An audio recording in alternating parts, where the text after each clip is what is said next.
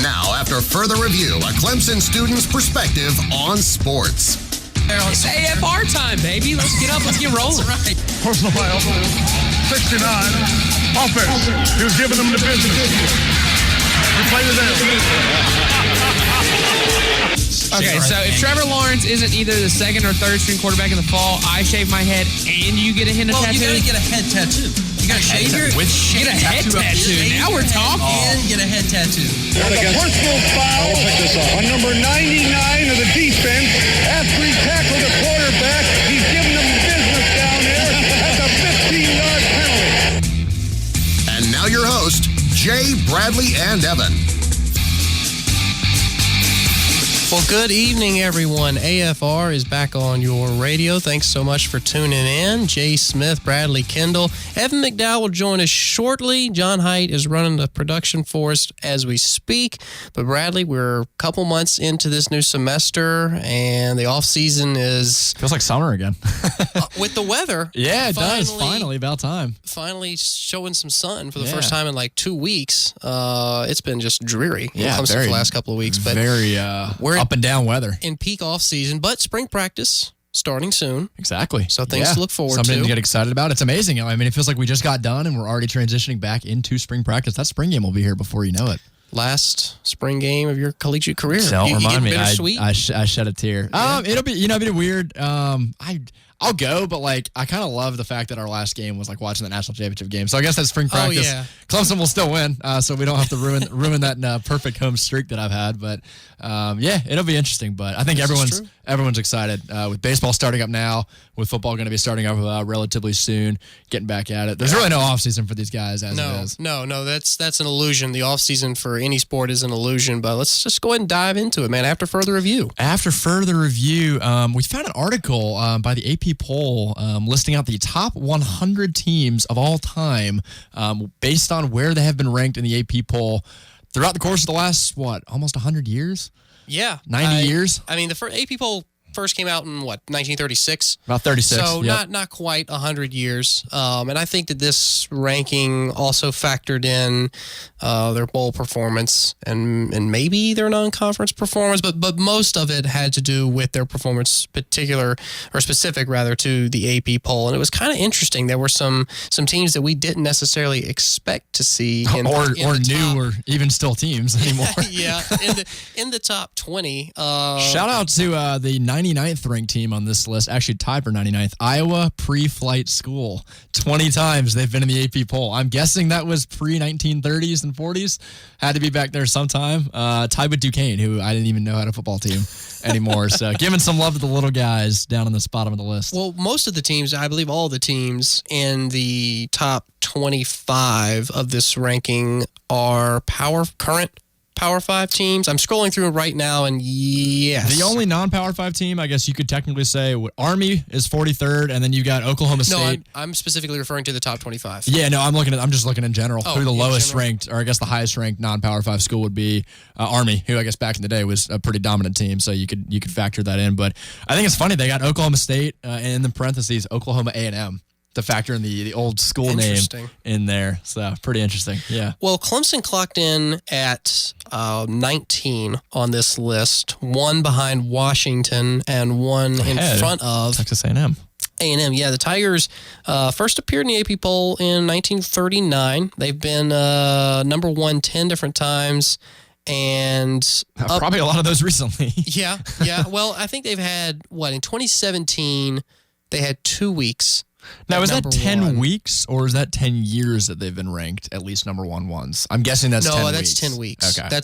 That's weeks because the team below them, Texas A&M, has been number 1 6.5. 6.5, and that's like you mentioned, probably. I'm going to guess that factors in the coaches poll. Maybe because I know in the past they used to split those polls based on who was number one on one versus the other. But this is the AP poll, so I'm not. John, you're old and wiser than we are. Is that 6.5 related to the coaches poll and the AP poll, or are we? It says they've been rated number 1 6.5 times. I guess maybe you're tied for first. Yeah, maybe you're tied for first. Yeah. Okay. Okay. That would be my best guess. But But yeah, it was interesting. They've had, according to this chart here, and I don't know if it's been fully updated to the end of the season, although this article was released this past week, but they've been in the poll 419 weeks, which is just shy of 37% of all time, of all polls ever. Not too bad. The best decade of all time, well, it'll be this decade before we know it in just a couple years, but before that, the 1980s, 58% of all polls. Yeah. Clemson was ranked. Now, obviously, this decade, when it finally closes out, you would think would top the 1980s. And I'd be curious where we are now. You know what really this kind of stuff what I like to compare it to is how accurate, because we really, especially at the beginning of the season and even the preseason AP poll, we really shred, how accurate this thing is. Like, oh, there's no way that this is going to be an accurate reflection at the end of the season, or even during the season. There's teams that we feel like get kind of passes into the top 15 that don't deserve it. So how accurate do you think this is at categorically listing the top 25 programs of all time? I think it's very accurate. It's even got some of the old school teams in there, like Nebraska, who hasn't really been great recently. Sure. But, you just look across the board. We looked at the revenue list last week of teams that had gathered the most revenue in the last year, and pretty much all these schools were on it, starting with Ohio State, Alabama, and Oklahoma. Those are three programs you pick in the top three in any discussion. And Nebraska, here's what's crazy to me, is Nebraska's spent 72 weeks at number one. Yeah. Michigan, who is above them, Nebraska is rated seventh, and Michigan is sixth. Michigan has only 34 weeks. Yeah, and then the big jump after that, you go from 34 weeks ranked number one to Southern Cal at 90 and a half weeks. Yeah. Still short of, 105, it looks like, for Ohio State? Yeah, the top three teams, Oklahoma, Alabama, and Ohio State, respectively, all have 100-plus weeks in the top spot. So, do you think that this is accurately listing out? Is Ohio State the best team in college football history? Really? I don't understand the point system they use here. I think Alabama's, they're only based on this point system. If you look at championships, it's Alabama. Oh, championships, absolutely Alabama. What other metric can you, what I'm trying to say is, what other metric can you use here to convince me that Ohio State, however slim a margin it may be in this ranking, is categorically better than Alabama? Well, consistency. I think that's one thing, because you look at Alabama, for a while, for a stretch of time. They both have 100-plus weeks at number one. I think it's pretty consistent. This is an interesting point at the bottom of the Ohio State one. There have only been 3 seasons during the 80-year history of the AP poll in which the Buckeyes were not ranked at least once. Fewest poll, less seasons of any program. So that's probably part of the reason they're so high up there. Now, Bama in the last, 12 years hasn't missed a poll since 2007 and has been ranked number one 72 times. So just in the last 12 seasons alone, out of the 103 times they've been ranked number one, 72 of them have come under Saban. Incredible. Just an incredible run for sure.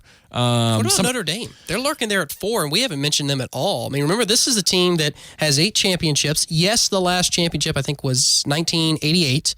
And their best, this is crazy, their best decade, it was the 1940s, 96% of all polls. Yeah. That just is incredible. Unbelievable. And what's also interesting is they're the only school I'm scrolling through, the only school I can see on here with the most recent worst full decade. The 2000s for Notre Dame was the worst decade historically in their program. All these other schools, 1960s. But it was 45%. 1950s. Their worst decade was the 2000s, and they were still in 45% of all the polls. Yeah. That was the worst decade. Not too shabby. Yeah, best of the worst. And they've been ranked once in every season from 1936 through 1961. Wow. You talk about consistency.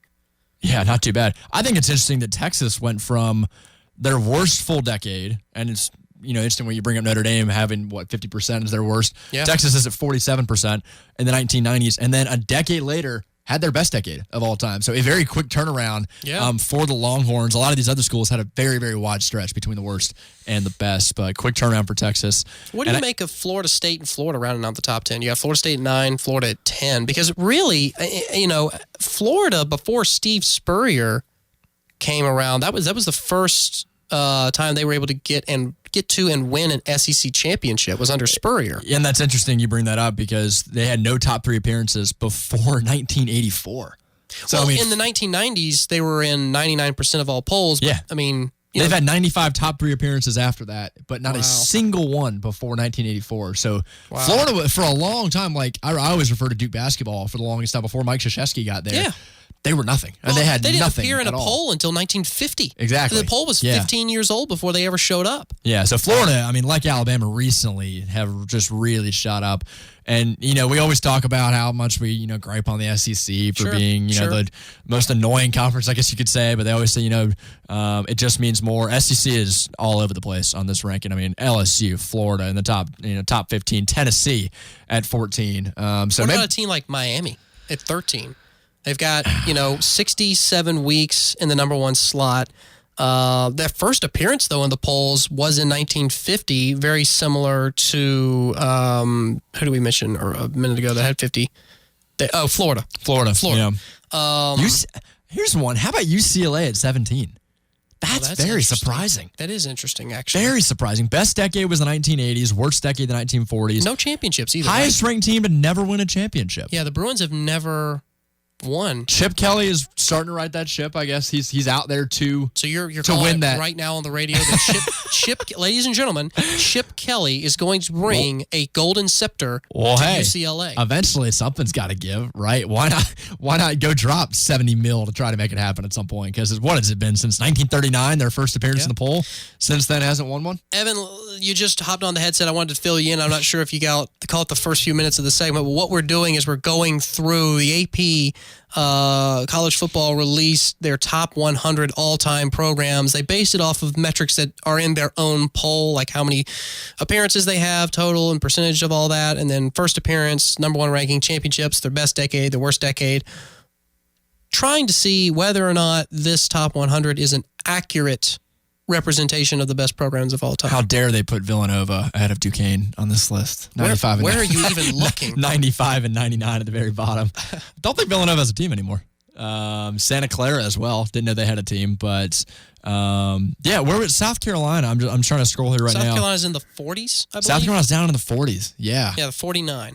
A lot lower than I would have anticipated. I mean, I know they've had stretches where they've been good. I don't recently. Well, okay, hold on. I mean, I'm not going to try and bash on South Carolina just because I'm a Clemson fan, but besides Steve Spurrier and George Rogers in the 80s, they really haven't ever been anything special. I mean, they have one conference championship. That was when they were in the ACC. They've only gone to one SEC championship, and they were shellacked by Auburn in that game. So really, from a national standpoint, South Carolina has not done It's much. interesting, though, because Maryland is higher than them. Minnesota, UNC, teams like Purdue and Missouri, Syracuse. all higher than South Carolina in this ranking. Are you sure Villanova doesn't have a football team? I think they do. They might be FCS. Villanova's FCS. They yeah, do? okay. Okay, They do yeah. have a football team. Yeah. And now Basketball covers everything. So there, but- I am curious, and y'all may not have the answer to this off the top of your head because I truly don't know. Did the so in the 30s when this poll started coming out, was there already the classifications of FBS and FCS? Was that already distinguished? That's a good question. I honestly highly do not doubt know, it. because I highly doubt you had enough teams to distinguish that back then. Because of just you look at some of the championships won back then, it was amongst a short group of teams, maybe like 30 to 35, all vying for a championship each year. That's why you saw some teams dominate for periods of time in the 30s and 40s, way back in the day. The thing is these major conferences, take the ACC. The ACC was not established until 1953. The SEC wasn't even established until 1992. Right. So a lot of these schools... Or didn't have a championship game until 92, Yeah, I should say. a lot of these schools were playing just local regional teams. And yeah, I mean, bowl games have been a thing for several decades before the formation of major conferences. But my point is that, there was no such thing as the Power Five in the 1940s. I think It didn't exist. college football has become so big now where you have those Power Five schools that kind of run everything, and you have to kind of distinguish which schools are going to kind of dominate. I'd make the the argument that entire there's country. a select few teams in the Power Five that run everything. I'd say there's Yeah. about 10 to 15 teams that realistically have a chance at a championship every year. Yeah, I don't think back in the day, teams like Villanova or Duquesne were really worried about it. I mean, being in the FCS, they just knew that they were a lower school, and that was just the way it was. Eventually I think they figured, let's break it off into the FCS program and have our own little championship so we have something at least to play for. But yeah, very interesting article here. The top 100 AP schools. I'm scrolling through and you see teams like Georgia at 16, and I mean they have one championship. It actually came the year before Clemson won their first one. Georgia won theirs in 1980. They had 15 weeks at number 1. Bradley, how important do you think in this particular ranking? Because it's interesting to me that Georgia with one championship is at 16, and Clemson with 3 is at 19. I think it's just based on how many times you get in the poll. I think. But they're factoring in more than just that, though. Based on this, what I see here. Well, you're right, because Miami's only in 42% of all polls. What I'm saying is, should there be more emphasis on championships? Or how highly you're ranked? Yeah, could be. Yeah, maybe. Or how highly the teams that you're beating are ranked. That's a lot. That's a lot of data to go through. Yeah, a lot to figure in there. Maybe top 10 rankings out of the top 25 might be kind of a good thing to judge it off of. Because top 25, you're right, being at 25 versus being all the way at number 1, that's a huge difference, and that's just a couple points that separate barely getting to the top 25. So I'd probably put more emphasis on the top 10 and maybe even the top 5 for that, which is why you would see teams like maybe Michigan be as high as they are with only just a few times being ranked number 1. I don't know if you caught this, and this is just a footnote, but if you look at 27 and 28, I guess there's a tie. Yeah, there's a tie for 28. Georgia Tech has the Virginia Tech logo. The Virginia Tech logo, and the Virginia Tech has the Georgia Tech logo. And I was sitting here looking at Virginia Tech at 28, and I was like, why do they have a GT next to their name? I was like, that just doesn't seem to be right. Someone's going to get fired for that. I still think the most intrigue is when you stick in the top 10 and you go with, Florida, Florida State, Texas, Nebraska, Michigan, Southern Cal, Notre Dame, Oklahoma, Alabama, and Ohio State, and you really crunch the numbers and you look at the championships, the week spent at number 1, the how many appearances they have, when their best and worst decades were, all of that factoring in kind of helps you make a determination. I don't think it's a stretch to say that you could take these 10 teams, give them to anybody in the country, and they would agree and say, yes, these are the 10 best teams all time in college football history. The numbering would be different for almost everyone. I think you could agree there. The numbering, would vary, but they would probably agree that these are the top 10 teams all time. Would these be the top 10 job destinations that most people would look for? Ooh. Because, a school like Nebraska, that was good for Scott Frost, but is it the 7th best job of all time?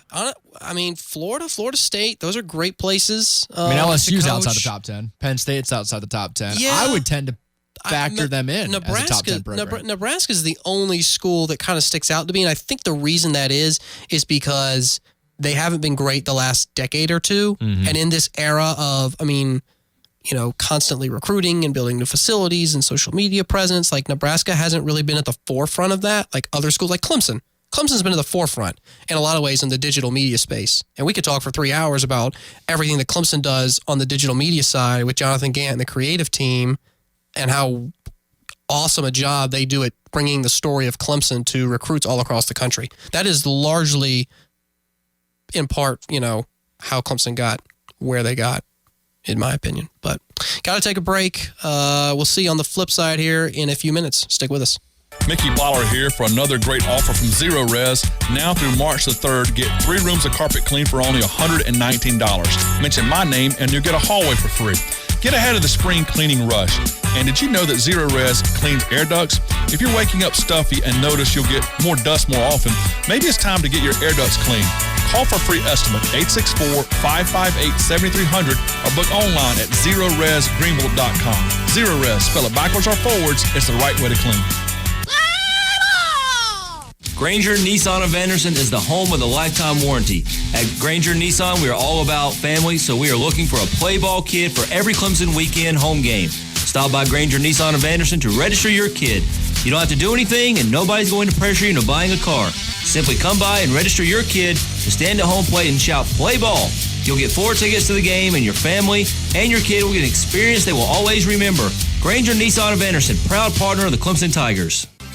If you haven't signed up for Seneca's Half Marathon and 5K, you need to go ahead and make a commitment to do it. Whether it's a bucket list, a resolution, maybe you've never thought about running a 5K, but you've always wanted to. Well, you can do it. Sign up today, $25, and you're going to get a great gift bag. Things like a dry fit shirt, a sleeve. If you don't know what that is, you can go online, you can check it out. Also, a buff that goes over your face when it's cold outside running. And we've got some more great prizes to give away, too. Julian Davis is going to be there as the start of the race. Bradley's Jeweler is going to give away a nice prize, and Henry Ramirez is going to be there greeting you with a smile once you finish the 5K and the half marathon and a finisher's medal for the half marathoners. And we got cash prizes. It's Race for the Green. Come on out. Spend St. Patrick's Day with us. March 16th at Schaefer's Recreation Complex. If you want to check out the website, you can do it. Find out more information at www.seneca.sc.us. It's Seneca's Half Marathon and 5K, March 16th. Sign up today.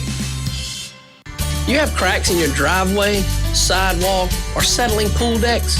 Why tear it out when you can lift it? Canty Foundation Specialists can raise concrete slabs back to its original position using our patented polylevel process. Call Canty today at 864-475-1671. Don't replace it, raise it. 475-1671 or visit us at cantyfoundationsc.com. This is George Jeffries again with Metal Building Supply in Piedmont. Do you have nuts? Well, we do, and bolts, panels, trims, and all the accessories you would need to do that shed project or roof on your home. Give us a call and talk to Kevin Brown. We can offer the names of contractors in the area and help you with the materials you need to solve those problems on your commercial building or your home. That's Metal Building Supply, 1500 Elrod Road, just off exit 39 and I-85 in Piedmont, or call 295-0506 and ask for Kevin. Graceland Portable Buildings of Pickens is committed to providing high-quality buildings at a great deal, offering buildings for any need, utility sheds for storage, workshops, cabins with front porches, even large garage buildings with roll-up doors. Manufactured to last, Graceland's buildings come with warranties, free delivery, free setup, and the best rent-to-own program in the business. Visit the sales lot at 2331 Walhalla Highway in Pickens or call 864-898-9569.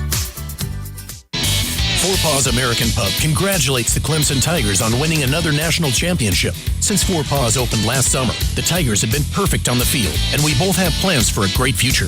Four Paws has added even more house-made local features, like new country fried pork chops and chicken.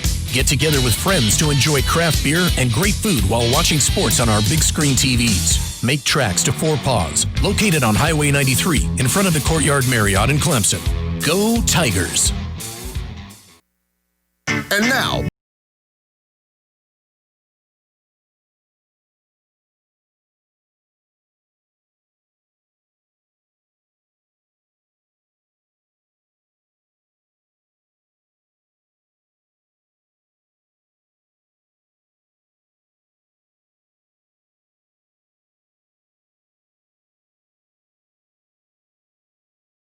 Good band, good band. Master of ACD suckers on YouTube. Oh my God! If you didn't have Google, you wouldn't have got that. You would be. And I think the record so should lost. clearly show I'll tell you what, though, we don't even think about how many things we Google on a daily basis. Like, you ever think about the fact that when our parents were in college, they had to go to the encyclopedias? You ever And just that's Google how they Google? The research. what? Do you ever Google Google? Yeah, exactly. You know, if you Google, I think it's either if you Google or you type in Google backwards into Google, it brings up like that inverted Google where you can play games. You can type in tilt on Google and it tilts your entire screen. Oh, that I didn't know. Yeah. Google actually has a few tricks, tips, things up their sleeve. But before we went to break, we were talking about top 100 programs of all time. Bradley, now we're going to get into, are we doing the... Do we want to do this? Are we eliminating the team, or are we going to get into... What Evan brought up? I kind of like what Evan My brought up. hypothetical from earlier. Yeah. I mean, it kind of goes along with that article that y'all were talking about in the last segment. Oh, yeah. I like that.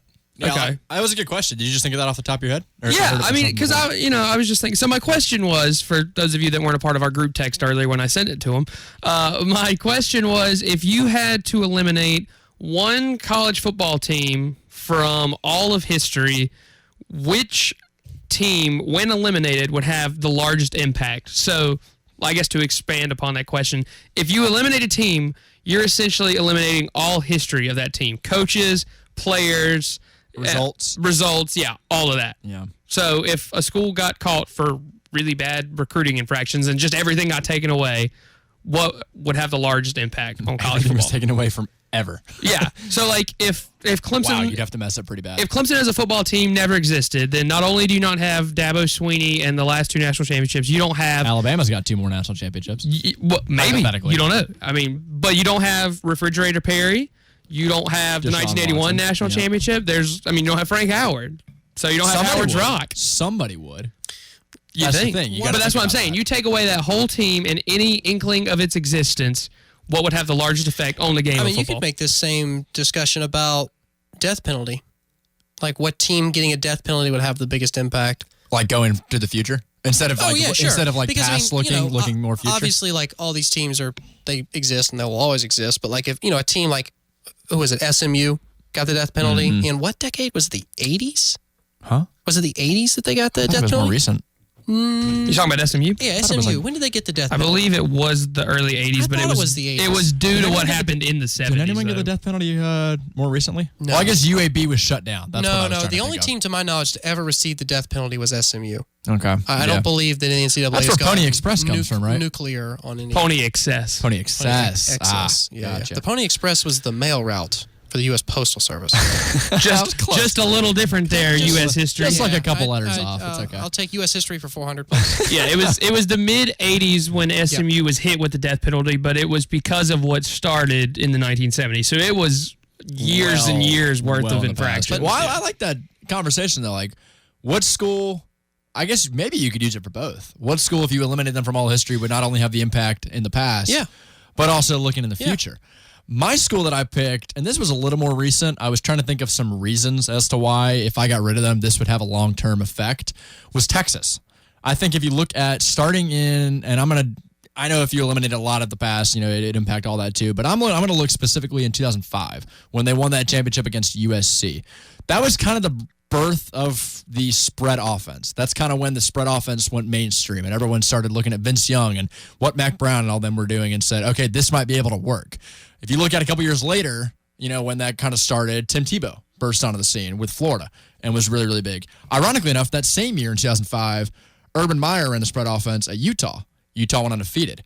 I think if you wipe out that entire period right there, look at what's happened today in current college football and even the NFL in general. Oh, yeah. How football, it's like if Steph Curry never played basketball. How much of an impact that spread offense had with Oregon, with Chip Kelly, the NFL schemes you see today. I think in the last 15 years, if you eliminated Texas, that would change a lot of things. I'm not going to really disagree with anything that you just said because I think you bring up very valid points. Yeah. But here's the thing. Here's my counterpoint to that argument. You never get to that point in college football with the hype and I guess the grandeur of it all, the spectacle, unless you have your founding fathers. Mm-hmm. Okay. So, I could sit here and talk about Rutgers or talk about Princeton or talk about Yale, but that really they don't mean anything to the sport in the last 50 years. Sure, they helped start the sport, but need to pick a team that's been around the block since the very beginning. And that team for me is Notre Dame. That's a good one. Notre Dame. That's kind of the easy choice. Is not only one of the most iconic sports teams in America, okay? They're not just an iconic college football team. There are people who wear Notre Dame Fighting Irish football gear all over the world. Yeah. It's a worldwide They are brand. a global brand, which one of the few collegiate teams that are a global brand. They have 11. The school claims 11 national championships, but the NCAA recognizes them with 13. Mm-hmm. But overall, they have 21 national championships, which is tied with Alabama for the most in the FBS. They are tied with Oklahoma and Ohio State with 7 Heisman Trophy winners. But it's, and 101 consensus All-Americans, 52 members in the College Football Hall of Fame, 13 members in the NFL Hall of Fame, 495 players in the NFL draft, which is second only to Southern Cal. Wow. So you look at their contribution to the sport beyond titles, beyond Heisman Trophy winners, the fact that they have their own TV network, essentially, an NBC. They've had broadcasting rights with them since 1991. They're the only school to have any sort of contract like that ever. Yeah, and maybe the one that I picked is more present day. I was trying to refer more to where we are currently in college football. Listen, I am not saying that Texas is a bad No, because they're team to 8th pick. on that list. Yeah, that we went absolutely. over. But when you look at how widespread, how successful, I mean, listen, when you pick up Notre Dame, like NBC, when they picked them, that's a guaranteed payout. Yeah. They knew the ratings were going to go through the roof. They are one of the most financially valuable football programs, football teams in general in the country. And that's why Notre Dame, no matter what happens to everybody else, they can always remain independent and not have conference affiliation, and they will always be successful. That is why Notre Dame is. I think you could argue it's like if you got rid of the Cowboys in the NFL. Yeah. Very, very comparable there with the TV deals, the money-making business. But Notre Dame has their own. I mean, NBC has only covered Notre Dame games. Yeah, collegiately, it's crazy. It's incredible how they're kind of in a league of their own. They kind of just do their own thing, and everyone kind of abides by the Notre Dame rules, no matter what stage of college football we are in right now. The easy answer, also on top of that, would be Alabama. Two of the greatest coaches of all time, if not the greatest of all time. Yeah. You take away those championships, you put those coaches in other situations. But like we mentioned in the first segment, Alabama before Nick Saban. Well, Bear Bryant. They had Bear Bryant. They had Bear Bryant. But again, besides Bear Bryant and Nick Saban, with those two amazing stretches, all-time great stretches, they haven't been, I guess, as consistent as Notre Dame. I think the AP poll, the top 100 would argue that. It would argue, and I would completely, listen to that side of the argument. But I think, again, with Alabama or Notre Dame, you're just kind of two sides of the same coin. Yeah. If you asked me the question, like if you had to take one team that would impact the current state of college football in general, Notre Dame might be there just because of how historic they've been for so long. Yeah. But they haven't really been, I mean, like we saw with that poll, since 2000 has been their worst stretch. So, I mean, that's a long stretch of time right there. Yeah. And you look at current day college football, if Notre Dame was taken away. It's interesting to discuss college football with people that are older because we grew up in the late 90s and we haven't known Notre Dame. Notre Dame has not won a championship in our lifetime. The last championship Notre Dame won was 1988. Mm-hmm. So we don't know what it's like to have a Notre Dame team. We did. We've almost seen it, but they haven't gotten there yet, and their performance in the BCS and college football playoff era has not been great. And so for people who are probably 25 and younger, they don't really consider They don't know why Notre Dame is so big. I mean, they're sitting there and they're like, okay, well, what have they done to prove that they're one of the greatest all-time programs? But anyone who i.e. our Michigan argument from like a year ago. Anyone who has a few more decades on their life has been able to say, well, Notre Dame used to be a powerhouse. Yeah. There's a reason they're independent. There's a reason they have their own TV contract with NBC. There's a reason for all the success and fame and everything that goes and is synonymous with Notre Dame fighting Irish football. Mm-hmm. Yeah. Evan, do you have we kind of already listed some of the basic teams out there, but any outside the box team that you think would really drastically, you're stretching here, so I know this is going to be good.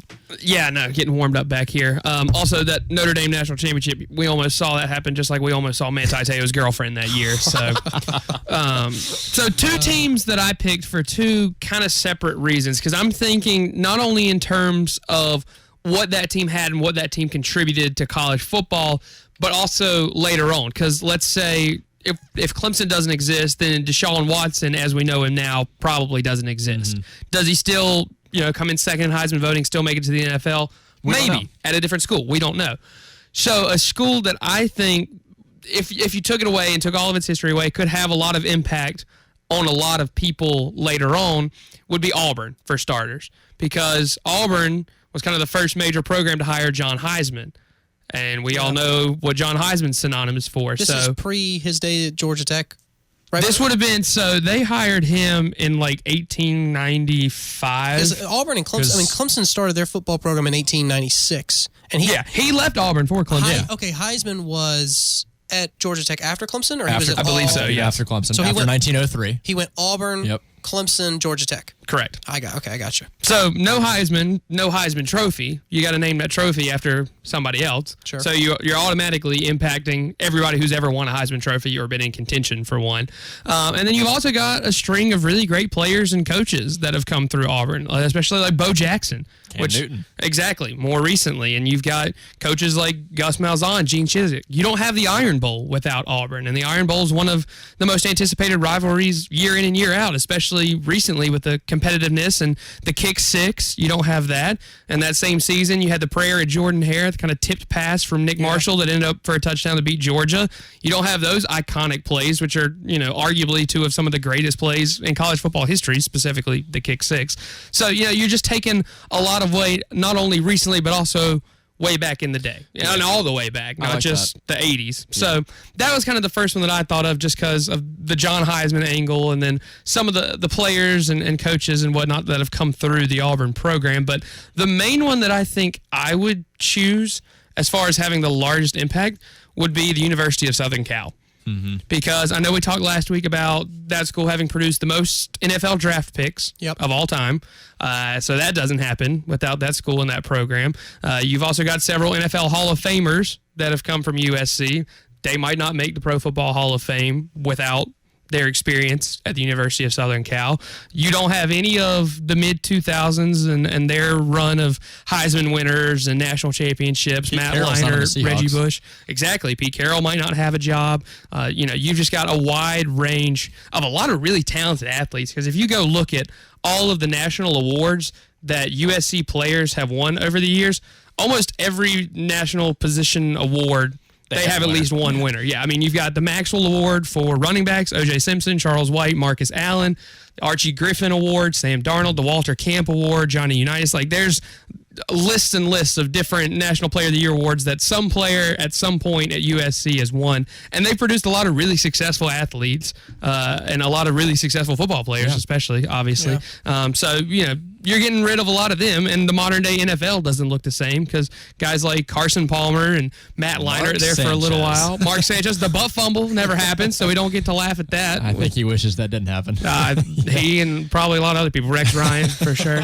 But, you just got a lot of really talented guys and a lot of really entertaining, like the best college football game of all time, Texas USC, the most entertaining. You don't have that game anymore. You don't have Vince Young running it to the pylon to win the national championship and beat the heavily favored USC Trojans. You don't have that kind of excitement anymore. So, especially the mid-2000s, at least so in our lifetime, you got that little bit going. But also, guys like O.J. Simpson, Marcus Allen back in the day, and USC's kind of like Notre Dame in that they've been around for a while too. Yeah. So you just got a lot across the board that you'd be losing without the existence of the University of Southern California. Let me piggyback off that real quick. And what I was also looking at with Texas was just the recruiting impact. And I looked at, the state of Texas and the state of Florida, the two probably biggest recruiting hubs, maybe include California in there too, in the entire country. You take away the University of Texas and how much draw they have in that state alone, maybe not as recent, but over time, over the last 15 to 20 years, those recruits go somewhere. They got to go somewhere else, and whether it's in the SEC Texas or somewhere else in the Big 12, Texas A&M. There's other schools in Texas. Drastically Listen, okay?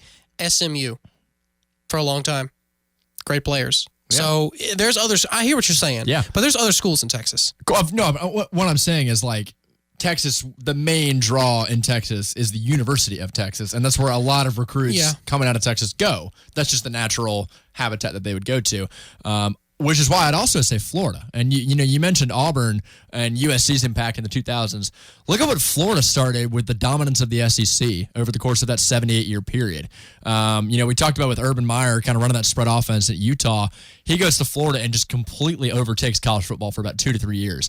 You don't have Team Tebow there. He didn't have to build the foundation. Spurrier built a foundation in Florida that Urban Meyer contributed to, but didn't necessarily. He wasn't solely responsible for. No, but I mean, just look at the dominant period he had for those 2 to 3 years.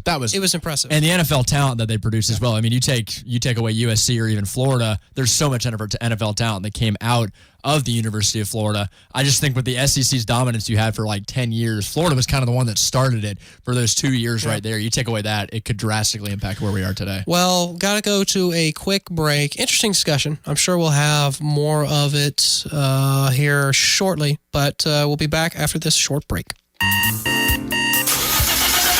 At At Spinks, we know it's hard to get going on cold winter mornings. You've got to brush your shoes, tie your teeth, get the dog to school, and kids to the vet. You know what we mean. And we'll help you get going a little easier this winter. Swing by your neighborhood Spinks for a cup of our specialty coffee blends and a real southern fried chicken biscuit or sausage, egg, and cheese biscuit. They're bigger, fluffier, and made fresh all day. We call those hand warmers you can eat. Spinks, making life easier. Breakfast available at select locations. I'm Richard Thompson of Thompson & King Law Firm, and I believe that every person has a God-given desire to work. That's why I take Social Security and workers' compensation cases very seriously, because most folks don't really want to think they're disabled. They hesitate to file for disability, and when they're turned down, they hesitate to appeal their case. But they are disabled. If you're presently unable to work on a daily basis, even if you don't fully understand the cause, come see me. I'll take your case seriously. I know you do. The Thompson & King Law Firm, 222-0200, or online at thompsonking.com. The Blue Heron in Clemson has weeknight specials for everyone. Monday night, enjoy a 3-course gourmet meal for only $30. Tuesday is sushi night. Buy one, get one half price. Join them on Wino Wednesday for $10 select bottles. Thursday night, enjoy a burger and a beer for $10 at the downstairs bar. The Blue Heron, locally owned and operated. 405 College Avenue in Clemson. Call 864-653-3354 for reservations. Visit BlueHeronFood.com for menu and more information.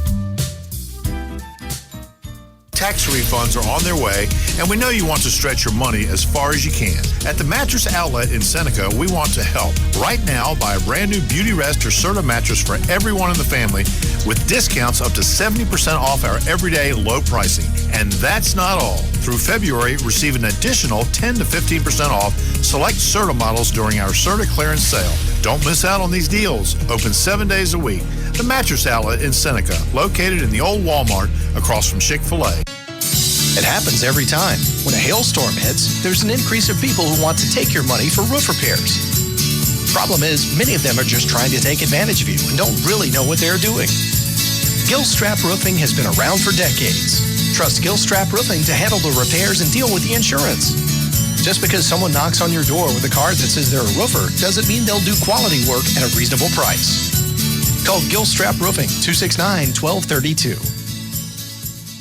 With spring around the corner, Goodyear and the Pendleton Tire Company are kicking savings into high gear. Now through March 31st, get incredible deals on some of our best tires for wet conditions, like the all-weather Goodyear Assurance Weather Ready, built with advanced traction for superior performance on slick roads. Get fresh deals for your wheels with savings up to $200 by rebate when you use your Goodyear credit card. Subject to credit approval. Come see Zach or Joey for complete details or check them out at PendletonTire.com.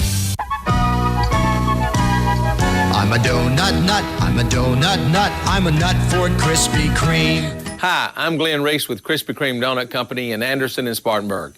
We're open 24 hours a day, 7 days a week. Drop by for a delicious donut and a cup of coffee. And remember, raise money for your club, church, or group of worthy cause. Sell Krispy Kreme donuts. Call Anderson and Spartanburg Krispy Kreme. I'm a donut nut, I'm a donut nut, I'm a nut for Krispy Kreme. J. Grady Randolph is hiring. Specializing in flatbed hauling since 1935, JGR has deep roots in the Carolinas and proudly supports the Clemson Tigers. Start your new career today by calling 864-761-4041. J. Grady Randolph offers competitive pay and free family health care coverage. Local and regional positions available. Call 864-761-4041 or get more information online at driveforjgr.com. That's driveforjgr.com. Further review.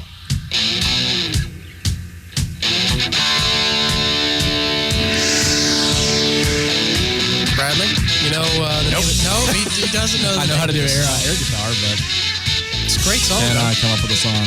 I don't have words to go off of. I mean, I got nothing. You gotta get accustomed to the beat, the rhythm, man. You gonna let it play here? It's not I'm just rubbing it in Bradley's face that he doesn't know. All right. Well, who is it? It's Black Betty. Okay. That's the name of the song. Who sings it? Here's the group. You don't even know? No, hold on. No, Jay doesn't know. I know the name of the song. If I want to say it's something with It's not the Jam. question, yeah. Is it something with Jam? Is it Space Jam? What? You need to. I'm pretty sure it's Ram Jam. I think that's right. It's something jam. Ram it's Jam. not Pearl Jam. I know that. I know what Pearl Jam sounds like. Ram Jam does sound. Wow, that does sound right. slap in the face right there. You don't even know you're. It is Ram Jam. Ram Jam. I got half the name, It's and a I good got thing the you got song. Mr. DJ over here in the All right, producer's all chair. right. I know We all got to the stay focused. We got to stay focused. So next topic that we're going to get on to tonight has to do with staying in the classroom. Specifically, we're going to be talking about coaches who, if they were required to teach, what class would they teach? And this is inspired from Mike Leach's class. I think he's teaching it on war. He is teaching a course on. Oh, what's the full name? I can't find the list. I don't know the full name. He's like, here you go, I he's got it. tag teaming the course. Leadership lessons in insurgent warfare and football strategy. It's going to meet once a week for about 6 weeks.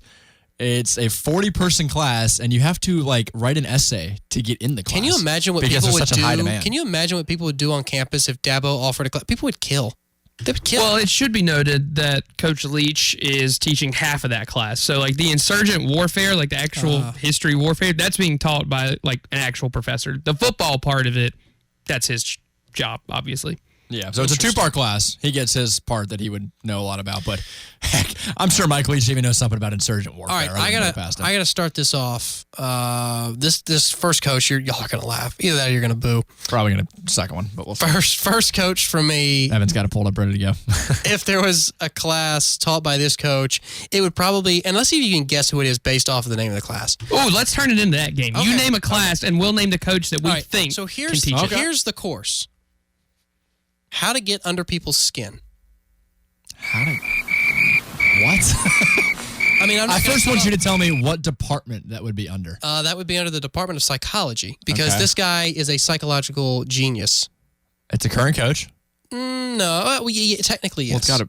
Well, it's a yes or no. Yes, question. he is a current coach. Yes. How to get under people's He's great skin. at it. And I'm not going to come up with a weird academic name. I mean, we're just going to be realistic here. Nick Saban? Saban? Yeah, that's what I was going to say. Jimbo Fisher? No, what? For me personally, it's Steve Spurrier, but I know a lot of people. Really? Yes, Spurrier. Spurrier. Oh, technically he is a current coach.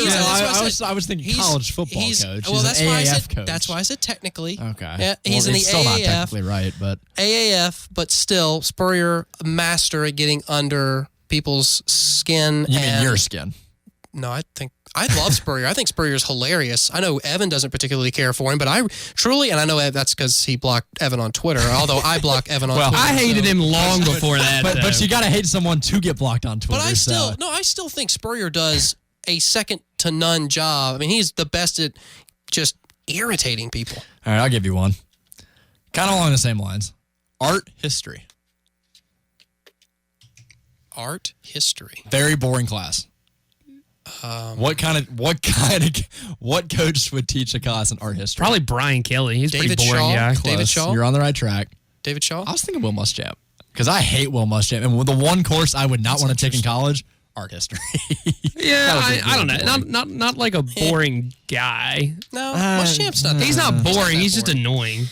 Well, yeah, is art history a class you'd want to get up at 9 a.m. for on a Monday morning? That's Probably not, but I've never had a 9 a.m. class on a Monday. I wouldn't want to get up at 9 a.m. for Not most true. classes. Not true.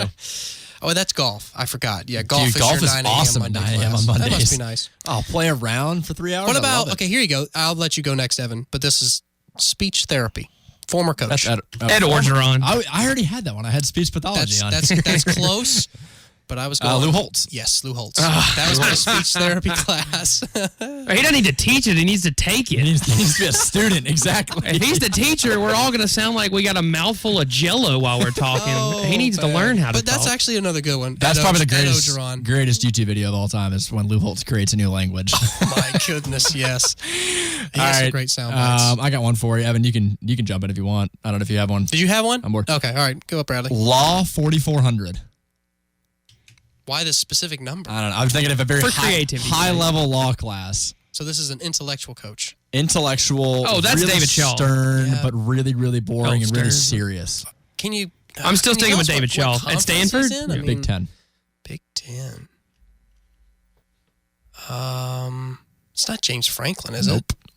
Think someone that you never see smile, that is always in a bad mood. Paul Christ. No, I know you Paul don't Christ- like him. I don't mind Paul Christ. He's okay. Brett Bielema. Chubby.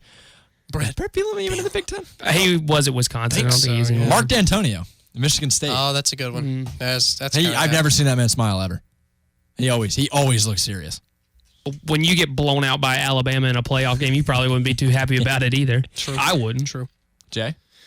Ooh. Fashion 101. No. Turf grass management. Turf grass. That's Ellis. That's less. That's a large. That's a big jump from fashion. Sorry. Fashion's going to be one later. Also, but Les Miles doesn't really have great fashion. No. The fashion one wasn't. The fashion one wasn't meant for Les Miles. It was another coach. I like that. Turf grass management for Les Miles because he eats the grass on the stadium. I thought that was clever. This one was for Jack. I tried to think of the hardest and most aggravating class at Clemson: statics and dynamics. So this is the coach that would be teaching. The coach that would be teaching this. Jeff Brom at Purdue because they're a big engineering school. Brian Kelly. I did that for Jack just because he's a Notre Dame fan. Okay, our roommate back home our roommate at our apartment rather is a big Notre Dame fan. I got you. All right, what about? So he's not a current coach, but he's still getting paid. He's just not coaching, and he wouldn't teach a class. He would just spend all his time in the dining hall. Charlie Weiss. There you go. Yes. He would teach like an online course and just sit at home on his computer and Yes, eat he would be all one of day. those online professors. Yeah. All right, here's another one from mine. I'm going to go with, I kind of want to change it from fashion. It's still about the same coach. I'm going to go with, try not to give it away. Let's just stick with Fashion 101. I guess. I don't know. Russell Westbrook. No. What college football coach is known for his fashion sense? You know, I've always wondered, and just real quick before you say that, I've always wondered, in baseball, how coaches have to dress up like the players. How interesting would it be if in football those same rules applied and you had to actually dress out as a coach in full pads? You would have some, like I would assume Dabo would get like pretty into it, and he'd wear the uniform and he'd look kind of like he'd look normal in it. He'd look like a normal player running down the hill. Sure. And then you'd have Nick Saban, who like I don't even know. Can you imagine seeing Saban in like a XXL O lineman jersey? Well, who I had in mind for fashion was Al Golden, Miami. He was always in the tie, and he was the only, and still I think the only college football coach I've ever seen look business casual on the sideline. So I knew that was a bit of an older one, but I felt like that was still. Who would go to a hairstylist school, like a cosmetology Mike school? Gundy. Mike Gundy. Yes. That was an easy one. Locked in final answer. Yep. This is an interesting one. You might not get this. It's not like it's a more serious one. It's not like a funny one. Child care development. Dabo? I said don't laugh. It's not a funny answer. Child care development. What conference? The Big Ten. Think about traditions in college football. Oh, Kirk Ferentz at Iowa. Yeah. I get the connection now. I didn't know what the connection was. I kind of have to say the coaches. Hospital Okay. at the, yep.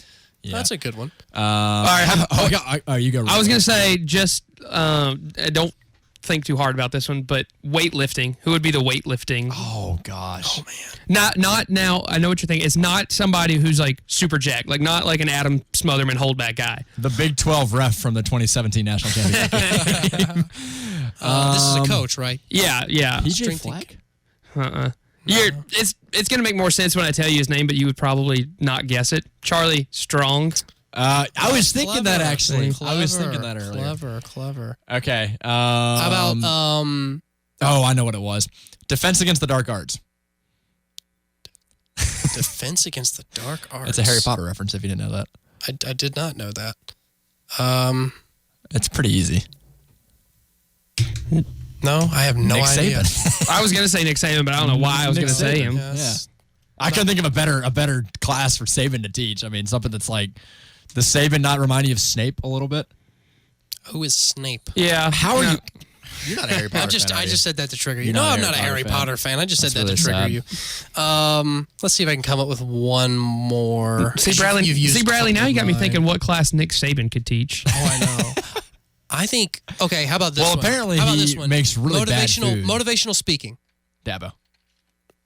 Not Well, I mean, that could, come on. Kind of really narrow it down because, I mean, to be a college football coach, you kind of have to have some kind of motivational speaking aspect. Like he's hit when his post game like speeches to his players go viral. Dino Babers. Bingo. Perfect. Okay. I was thinking Jeff Brom because of what we brought up a couple weeks ago when he gave that huge speech against this team at halftime. I've never seen a speech from Chris Peterson blow up. How about cybersecurity and just general and psychology? Hugh Freeze.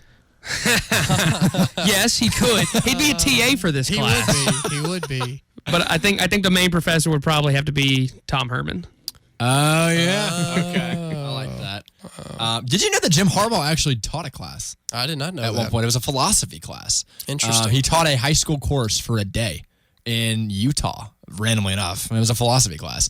Gave a great speech. I don't have it in front of me, but apparently it was legendary. That's interesting. I mean, I know Leach is going to be doing this for what you said, 6 weeks. A 6-week course. And it requires now, is this going to be a multi-year thing, or is this just a year-by-year basis? Do you know? I think he's just, bored and just wants something to do in the off season. I guess this is his best way to fill the time outside of going on vacation. That's still something that you may see more coaches do. I don't know if you'll see coaches at the Power 5 level like Leach follow suit just because of, football really never having an off season. But I don't know. Interesting discussion and topic and some funny answers. I mean, there were some that were obvious and some that kind of we had to stretch out. It's hard because, most coaches are relatively similar. I mean, they're all very, very much the same, and you kind of expect, a lot of those guys strength and conditioning. But I don't have a specific class, but if this coach were to teach a class, you pretty much wouldn't do anything for the entire month of October. Kevin Sumlin. There you go. Really? Oh my gosh. I knew what you were going for there. All right, well, we're out of time in hour 1. Hour 2's coming up next, so stick around. Can't wait to talk to you on the other side after this short commercial break. Stick with us. Safely in the Priority One studios, we are WCCP, Clemson, Greenville. 105.5, The Roar. Are you ready to go all in on a car? Granger Nissan knows what car will fit you and your family because they are a leader in the market with competitive inventory. They have everything for everyone. Granger Nissan is a family business, so they know the importance of taking care of the ones we love on the road. You can drive with confidence and ease because Granger Nissan has all new vehicles with a lifetime powertrain warranty. Granger Nissan is not just in the car business, they're in the people business. Stop by Granger Nissan of Anderson on 3510 Clemson Boulevard. If you're looking for a great passenger car tire or great all-terrain for your truck, look no farther than Steve's Tire and Service Center in Easley. Yokohama Ascent GT and the Yokohama Geolander AT G015. The Ascent GT carries a 65,000-mile limited tread life warranty with a smooth and quiet ride. The Geolander AT G015 is perfect for the highway and off-road when it's required. Give Steve's Tire and Service a call at 859-1361 or online at stscnow.com. Brock here with Tom's Barbecue to let you know about our catering services. Tom's Barbecue caters to many corporate events and wants to help your business boost morale with a great meal to guarantee that your employees leave work happier and fuller. Choose from any of our catering packages or pick a la carte from our menu. You will even receive 25% off of your first order when you mention WCCP. So what are you waiting for? Call 864-288-2652. Tom's Barbecue at the corner of Woodruff and Garlington in Greenville. You have cracks in your driveway, sidewalk, or settling pool decks?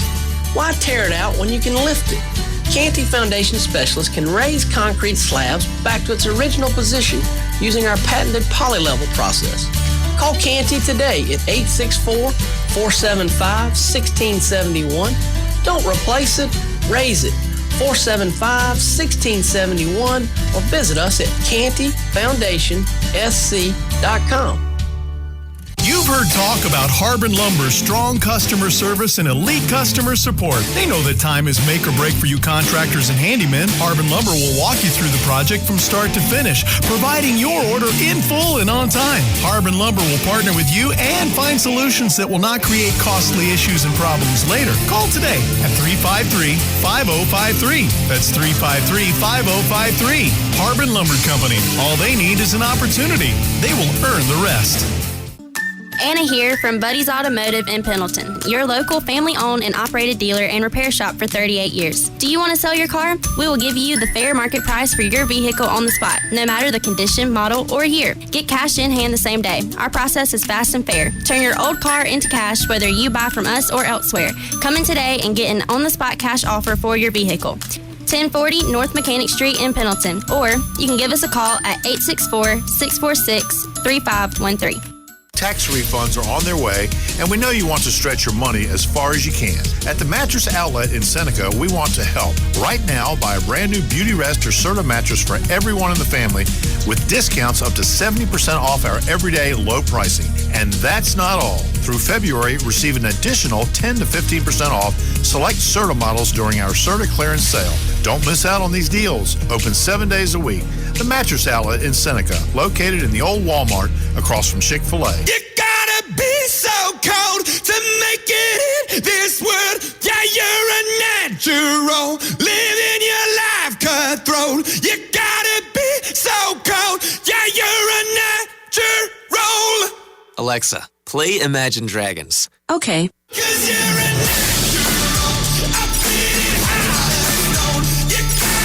With Amazon Music, a voice is all you need. Get access to over 50 million songs. Download the Amazon Music app today. And now, back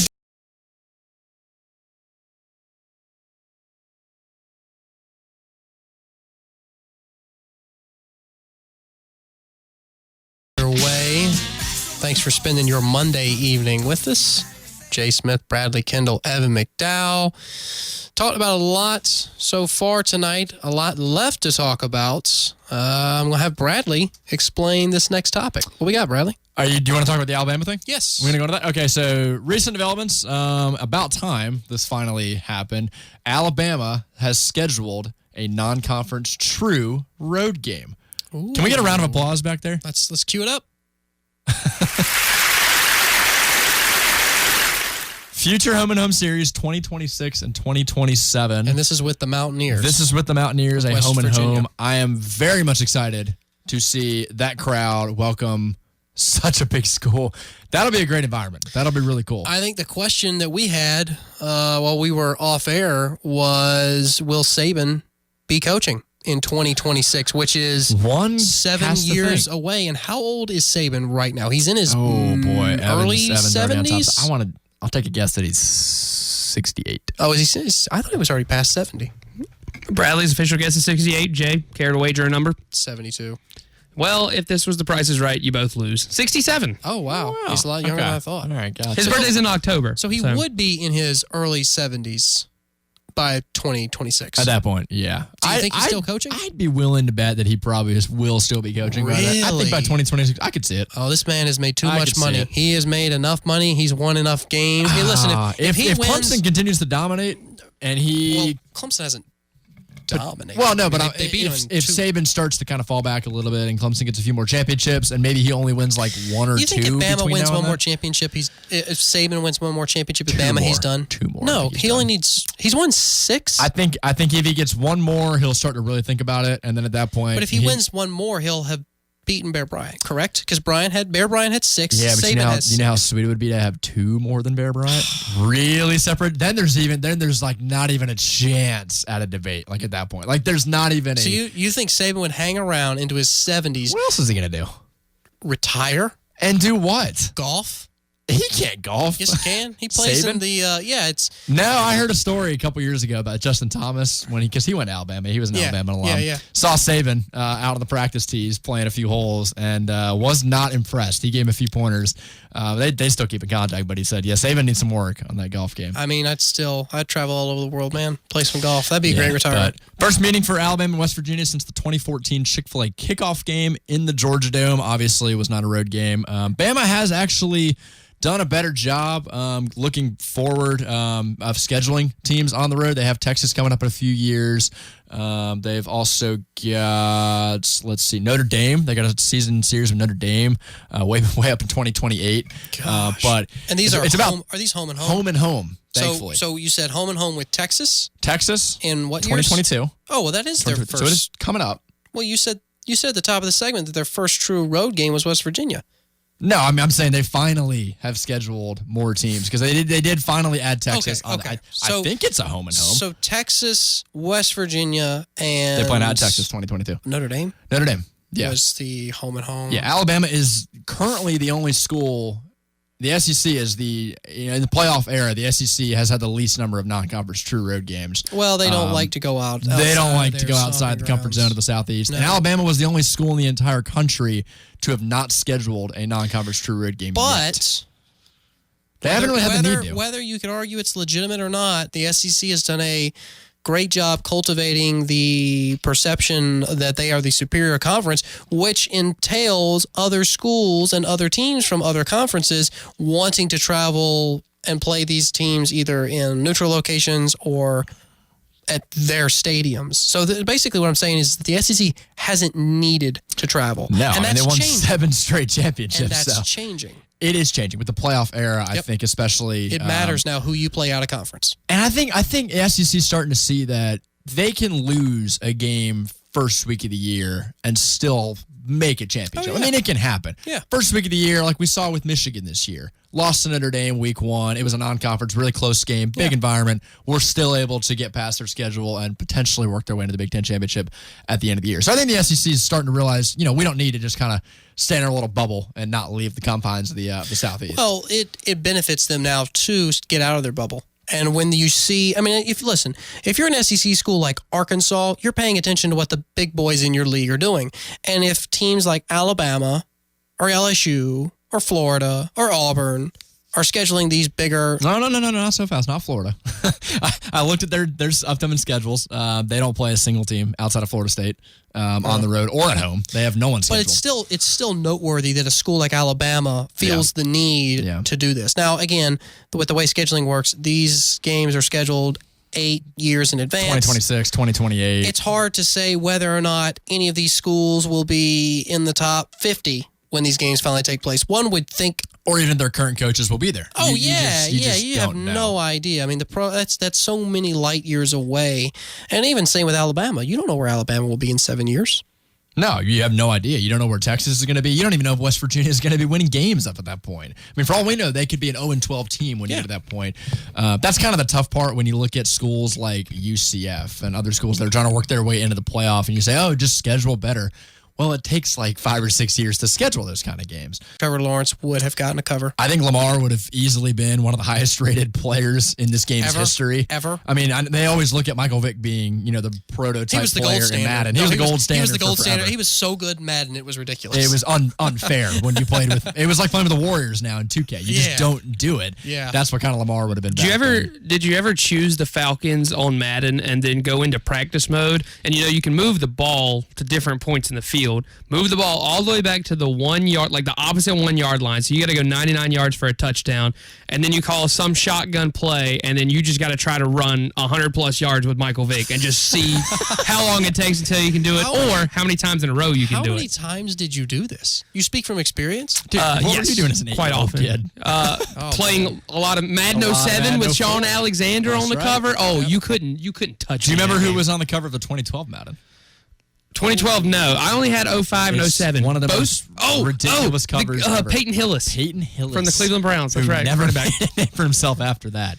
It was funny. Back in 04, on that Madden game, when I first started playing, I accidentally put it on simulated. So I thought, because I was trying to use the keypad and all that, the keyboard. Oh, you're playing on a computer? I was on the computer back in the day. This was really old this school. Is throwback. So I thought I was actually playing the game with the Falcons, because the Falcons were the cover team. I was like, I'll just pick the basic team. We'll see how it goes. The whole time, I went through the whole season thinking I was controlling the entire game. Simulated. 100% simulated. How young were you? I was like 7. Won the Super Bowl. Oh my So I thought I was the best player ever. And then I switched to the Buccaneers the year after that, and I went like 0-12. I played, my first Madden game was 2005. My first NCAA game, that was when Ray Lewis? Ray Lewis was on 05. Yep. 2006 was... it wasn't Denard Robinson. It was NCAA. No, NCAA 06 was... Oh, I never had 06. I'm blanking on his name. Well, while you do that... No, College Game Day. Desmond Howard. Oh, right? Wasn't it Desmond why Howard? would Desmond Howard have been on the 2006 cover? Was that like an anniversary? Wasn't it Desmond Howard? I know 08 was Jared Zabransky from Boise State. Yes, I had that game too. That was a great game. Phenomenal game. Favre was on the cover of Madden 06.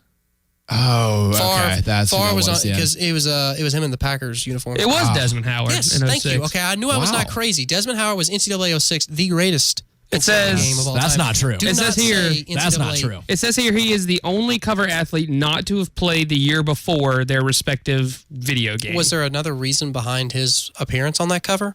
It does not say so in the first paragraph on Wikipedia. I never thought it was weird as a 10-year-old kid, but looking back now, it's obviously an outlier. I will say the first sports game that I played as a child was on the PC, like you, Bradley. Tiger Woods PGA Tour 2001. Oh my gosh! I'll tell you, the first game I ever played. Polygons, man. I think I can one up you there. First game I played was the TV plug-in Madden 1995. Whoa! You should hear the sound effects on there when two guys hit each other on the line. I mean, it sounded like it sounded like a really really old school sound effect that. It was terrible. It was awful. About as bad as that description of it, if I had to guess. It sounded like an old school sound effect. Yeah, I was trying to think of a good kidding. comparison, and I was like, "There's no good comparison." 25 years that ago, what do you unique. want it to sound like? I had an old video game that was just one joystick. It was an Atari, and it had like Miss Pac-Man. It had Battlestar Galactica. It had a couple of those other like old arcade games. So it was all on this one little system, and so it had 2 buttons and a joystick, and you could choose which game, and then you could move around and hit the other button to make it do whatever that game did. I don't know how old it was. We still have it around my house somewhere, but I doubt it works. They kind of grunted like tennis players. I guess that's the best comparison I could give it. It was terrible. Sounded like Roger Federer and Rafael Nadal clashing pads on the O-line. Yeah, thankfully not like Victoria Azarenka, a really high-pitched noise. That was when I knew that the game was dying. That's when I knew I had to get rid of it. You know what? I got to issue a correction. Donovan McNabb was on the cover of Madden 06. I thought he was. Madden 09 was Brett Favre. I apologize. To who? Brett Favre or Donovan McNabb? No, because I'm sure 2 of our most loyal listeners, and Mr. McNabb and Mr. Favre, are very appreciative that we recognize. I thought because I have both games and I got those 2 mixed up. What I used to do is I alternated. So one year I'd get NCAA, and then the next year I'd get Madden, and then I'd go back to NCAA, and then I'd get Madden because I just didn't see the point of getting the games. How do you think it would feel to play as yourself? Like play with your own player, like already put into the game. How do you think that would feel? Well, you see all these NFL players you that get to be running back number 38 in NCAA. No, I'm talking about in NFL, yes, in Madden, but in NCAA you never got. Your well, you know how they make a big deal, and I think they do this more for like the NBA 2K games, but whenever the ratings come out, because before the game comes out, they have to create a little bit of hype for the game. They'll release a certain player's rating. So like before the NBA 2K games come out, they'll say, oh, LeBron's a 95 overall, Kevin Durant's a 94 overall, or whatever. And people will like go back and forth and speculate, well, should he be higher? Should he be lower? And some of these guys, like the actual players, will say, man, I should be ranked higher, because they'll come out and be like a 79 overall.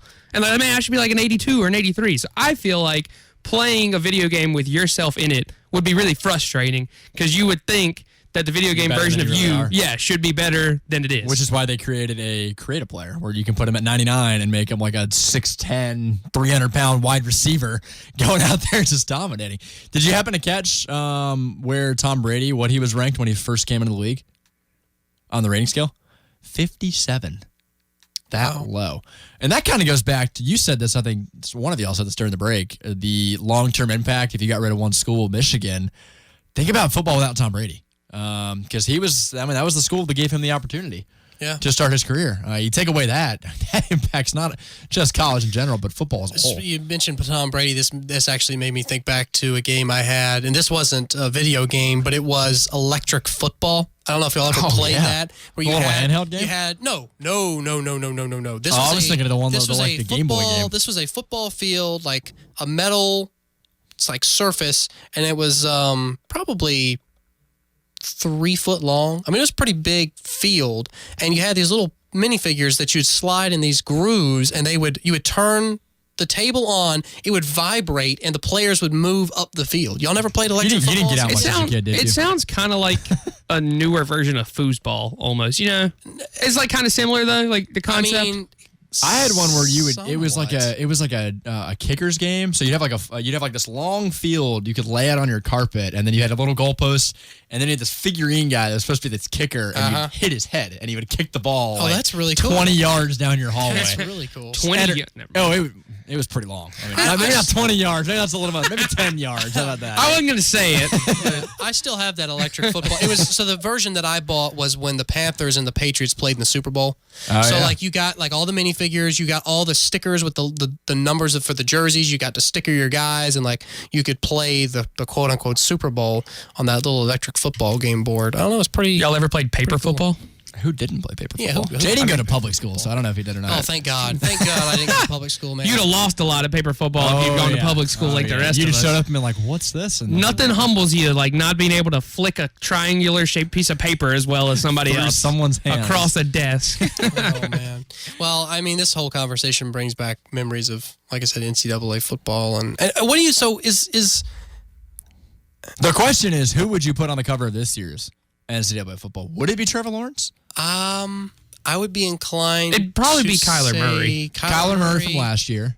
Well, I'm saying like so the game that's about to come or the game that would be coming out would be what NCAA 2020 at this point, or would 2019 just now be coming 2019. It'd be 19. Yeah, so you would put one of the best players from the 2018-2019 I'd put Trevor season. Lawrence on it either this coming year or the next year. And I guess Baker the year before that. Probably. So you would actually, yeah. If you put Baker the year before that, you wouldn't want to put back-to-back Heisman winners. So I would think this year it'd probably be Tua. They didn't always put Heisman winners, though, did they?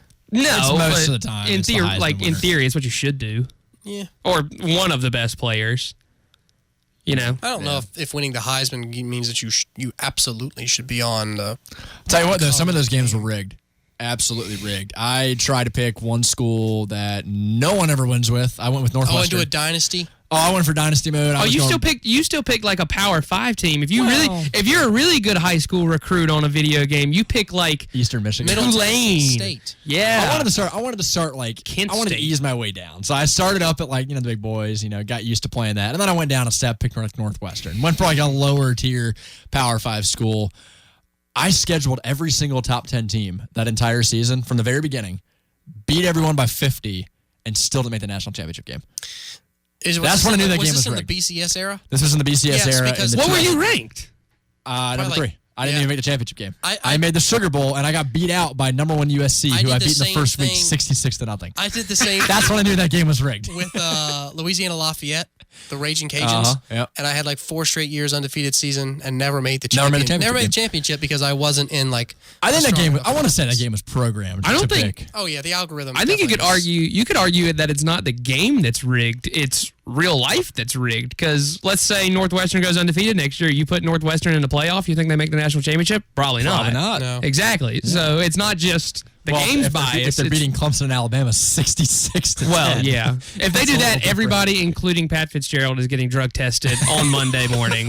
No questions asked. And you've seen their weightlifting guy, too. I don't know what his name is, but he would be the guy like Charlie Strong that would teach that weightlifting class. Oh, you're talking about the guy that wears the T-shirts? The guy that wears the T-shirts. Degrees, the medium T-shirts out there at 30 degrees. Yep. Well, I don't know. Interesting discussion. A little off topic, but still fun to reminisce, look back at the old video games, NCAA video games. Hopefully they'll bring it back. We'll see. Not sure what the status of that is. I know that there's some other companies besides EA that are thinking about maybe doing something, but there's a whole bunch of legal tough stuff that they got to go through if they want to get that back up and running. But got to take a quick break, and we'll be back after this.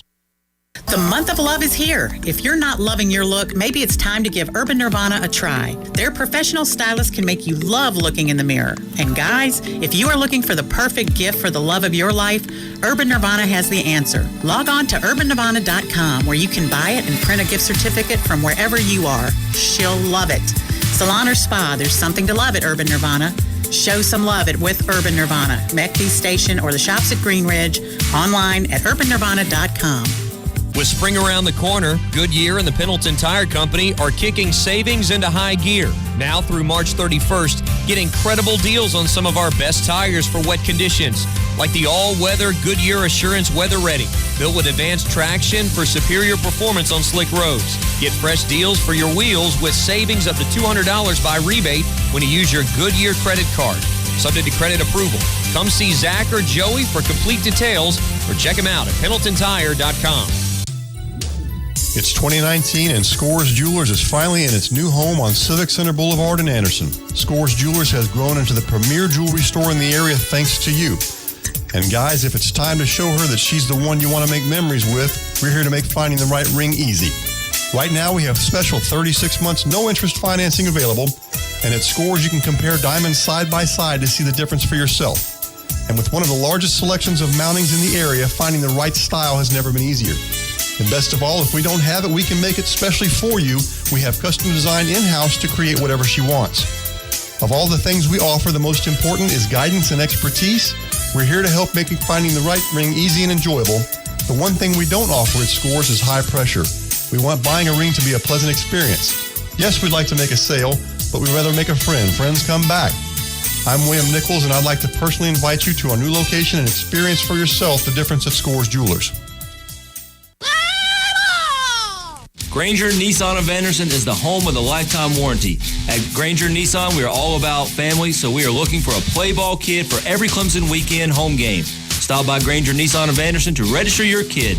You don't have to do anything, and nobody's going to pressure you into buying a car. Simply come by and register your kid to stand at home plate and shout, "Play ball." You'll get 4 tickets to the game, and your family and your kid will get an experience they will always remember. Granger Nissan of Anderson, proud partner of the Clemson Tigers. Cars cost less at Travelers Rest at George Coleman Ford, and it's never been more true than February. This month, George Coleman Ford will meet or beat any documented out-the-door price from any upstate dealer. You heard me right. Any new car, truck, SUV, George Coleman Ford will meet or beat any dealer's price. See my friends at George Coleman Ford in Travelers Rest and save big. Applies only to in-stock inventory. Offers within 5 business days. Price matches before applicable rebates. When it's time to replace your roof, there are so many things to consider, from the type of roof you have to the many types and styles of shingles. Gilstrap Roofing understands how each part of our roofing system works together to give you a beautiful and watertight barrier. Don't trust the one thing that really protects your home to just anyone. Gilstrap Roofing has been covering the upstate for 4 generations. Proven, experienced roofers for your home or business. Gilstrap Roofing, 2691232. Are you craving a juicy steak cooked just the way you want it? The Blue Heron in Clemson offers only the best selection of meats, sushi, sides, house-made pizza, drinks, and desserts. Join them for happy hour 7 days a week at the downstairs bar, open until midnight. Catch the game on big screen TVs with your friends. 405 College Avenue in Clemson. Call 864-653-3354 for reservations. Visit BlueHeronFood.com for full menu and more information. That's BlueHeronFood.com. And now, back to After Further Review.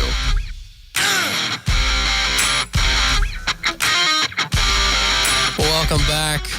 Thanks for spending your Monday evening with us. AFR is on your radio. Bradley's on his phone. Not anymore. Not anymore, though. Paying attention. Yep. What do we got to talk about next, Bradley? I don't know, Evan. Oh, Evan. What do we got to talk about? Oh, man.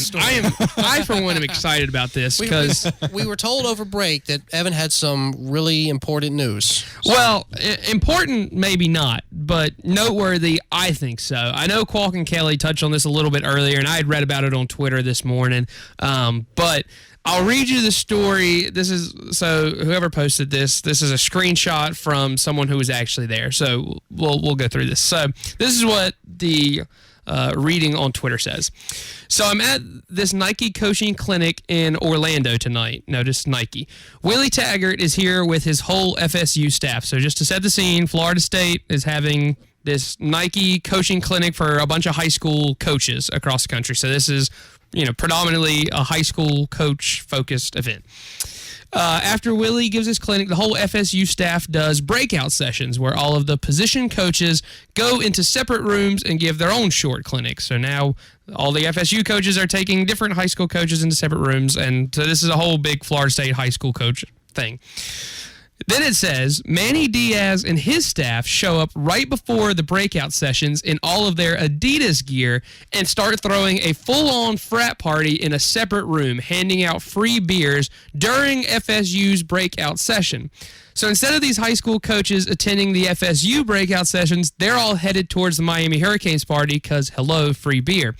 Manny was tossing beers around to the coaches, taking pictures, chopping it up with the high school guys, etc. Everybody was like, this is an epic gangster stunt. Manny's response, this is what we're trying to bring back to the youth, that type of swagger. And they're leaving in the morning. So they came all this way just to crash this coaching clinic and have this party and try to get these high school coaches buzzing about Miami. And it says it works. It says the whole place is buzzing. High school guys from all over the state are at this clinic, and they're talking about Miami stunts. So it sounds like Manny Diaz is attempting to bring back that mid to late 90s Miami. Yeah, the U, what they originally became known for, being just notorious. Still known for. Yeah, exactly. Well, not so much to the same extent, because like we saw with Al Golden and Mark Richt, like it was still Miami, but it wasn't. It wasn't that, quote, gangster stuff like it was in the 90s. Someone comments, do you think Saban or Dabo would ever pull this? No, absolutely. Well, because for one, they don't have to. No. They don't need that. But I thought that was super interesting that Manny Diaz is, A, going out of his way, B, crashing a Florida State event, and C, owning up to it. He's saying this is exactly what we're wanting to do, and this is exactly why we're doing it. And it's getting people talking. So it's getting people talking, but for the right reasons? Yeah, but do you think it's wise for Miami to revert back to this mentality? It worked for them. It's the winning mentality. It was. And they assembled what many consider to be the absolute best roster in college football history with several NFL Pro Bowlers and Hall of Famers on it. So to an extent, it kind of worked. Here's my argument, though. With this scrutiny in today's landscape far surpasses anything that scrutiny-wise that would have been happening in the 80s.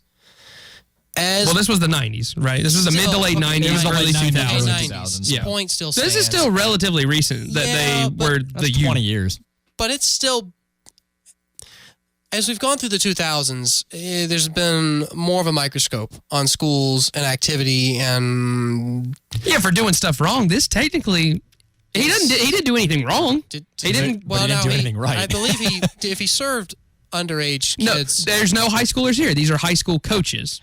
This is a coaches clinic, yeah. Because that was what somebody responded to the tweet and said. I don't think this is a good look. There should be NCAA violations for this. This was a coaches clinic. So this was Florida State bringing in different high school coaches and high school football staff in from around the state and having kind of a seminar, a clinic with them, if you will. That does change my perception of this. I don't know if that's... Because that's what I thought initially first, Jay. I was with you. I was like, he's handing out beers and there's high school kids here? This is bad. That doesn't seem... But no. Okay. Not kids. High school coaches. What level of impact do you think... Because this is directed at coaches, obviously. Sure. They're trying to sway the high school coaches into the Miami room versus the Florida State room.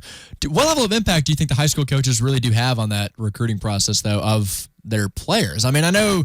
Probably a lot. Do you think so, though? I mean, it comes down to a personal player decision, Yeah, but think about, for a lot of these kids who are growing up with, somewhat broken households, those football coaches may be father figures or one of the most important parental figures in their life. And so they have tremendous sway on what these young kids decide to do. If Miami or Florida State is going to your school, you've probably got at least 10 or 12 kids in there that are going to Division I schools. They're not all going to the same school.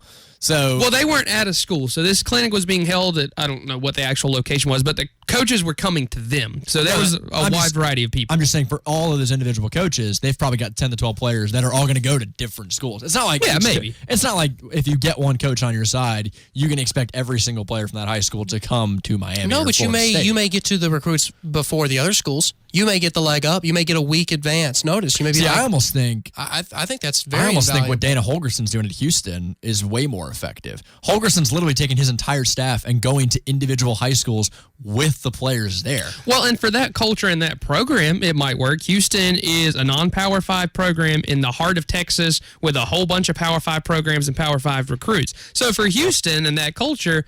Yeah, I'm sure that approach works. And if Dana Holgerson went in and tried to do what Manny Diaz did and basically give the middle finger to another team and say, hey, this is what we're doing, yeah, it probably wouldn't work out so well. But for Miami and that culture and that state and those other football programs in that state, this could work. And it did 20 years ago. And Manny different Diaz. Time, different It's age. a different era, though. It's a different. I will say, but Manny Diaz is a Miami guy, so he left for Temple, right? And a lot of Miami guys. You know who else is a Miami guy? Mark Richt.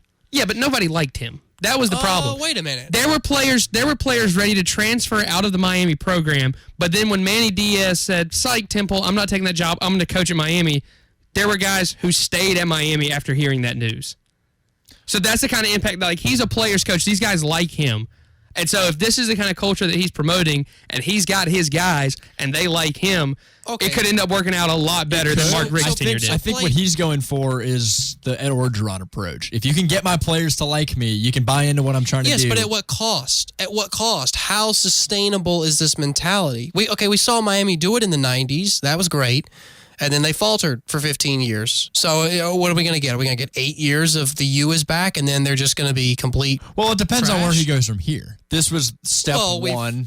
This is a pretty big step. It's a very big step. Now, how do you go from there? Where do you go? Based off of this, he's made a decision to try and revert back to the past mentality. And I think that's difficult because For better or 20 for years worse. ago, we lived in a completely different That's world. what I'm saying. Like today, everything today is so it's much. not going to go over nearly as well as it did in the 90s. The landscape It's has just a fact. completely changed. Yeah. Everything you do as a program is scrutinized, looked at. So scrutinized. Nothing gets thrown under the bed, under the table anymore. No, it's impossible to cover things up. At some point, something will leak. I think it's good. I think it's an interesting approach. I think it's unique, and I think it's something that's different than what Mark Richt established there. Well, there's no reason Manny Diaz can't go about resetting the culture at Miami in this way and still do everything legally. I don't know why you're assuming he's going to be doing stuff wrong for this to be, fun Based off of this and the fact that they're kind of known for, or were known for, their nonchalant, like, we don't care, we don't... But they never did anything wrong.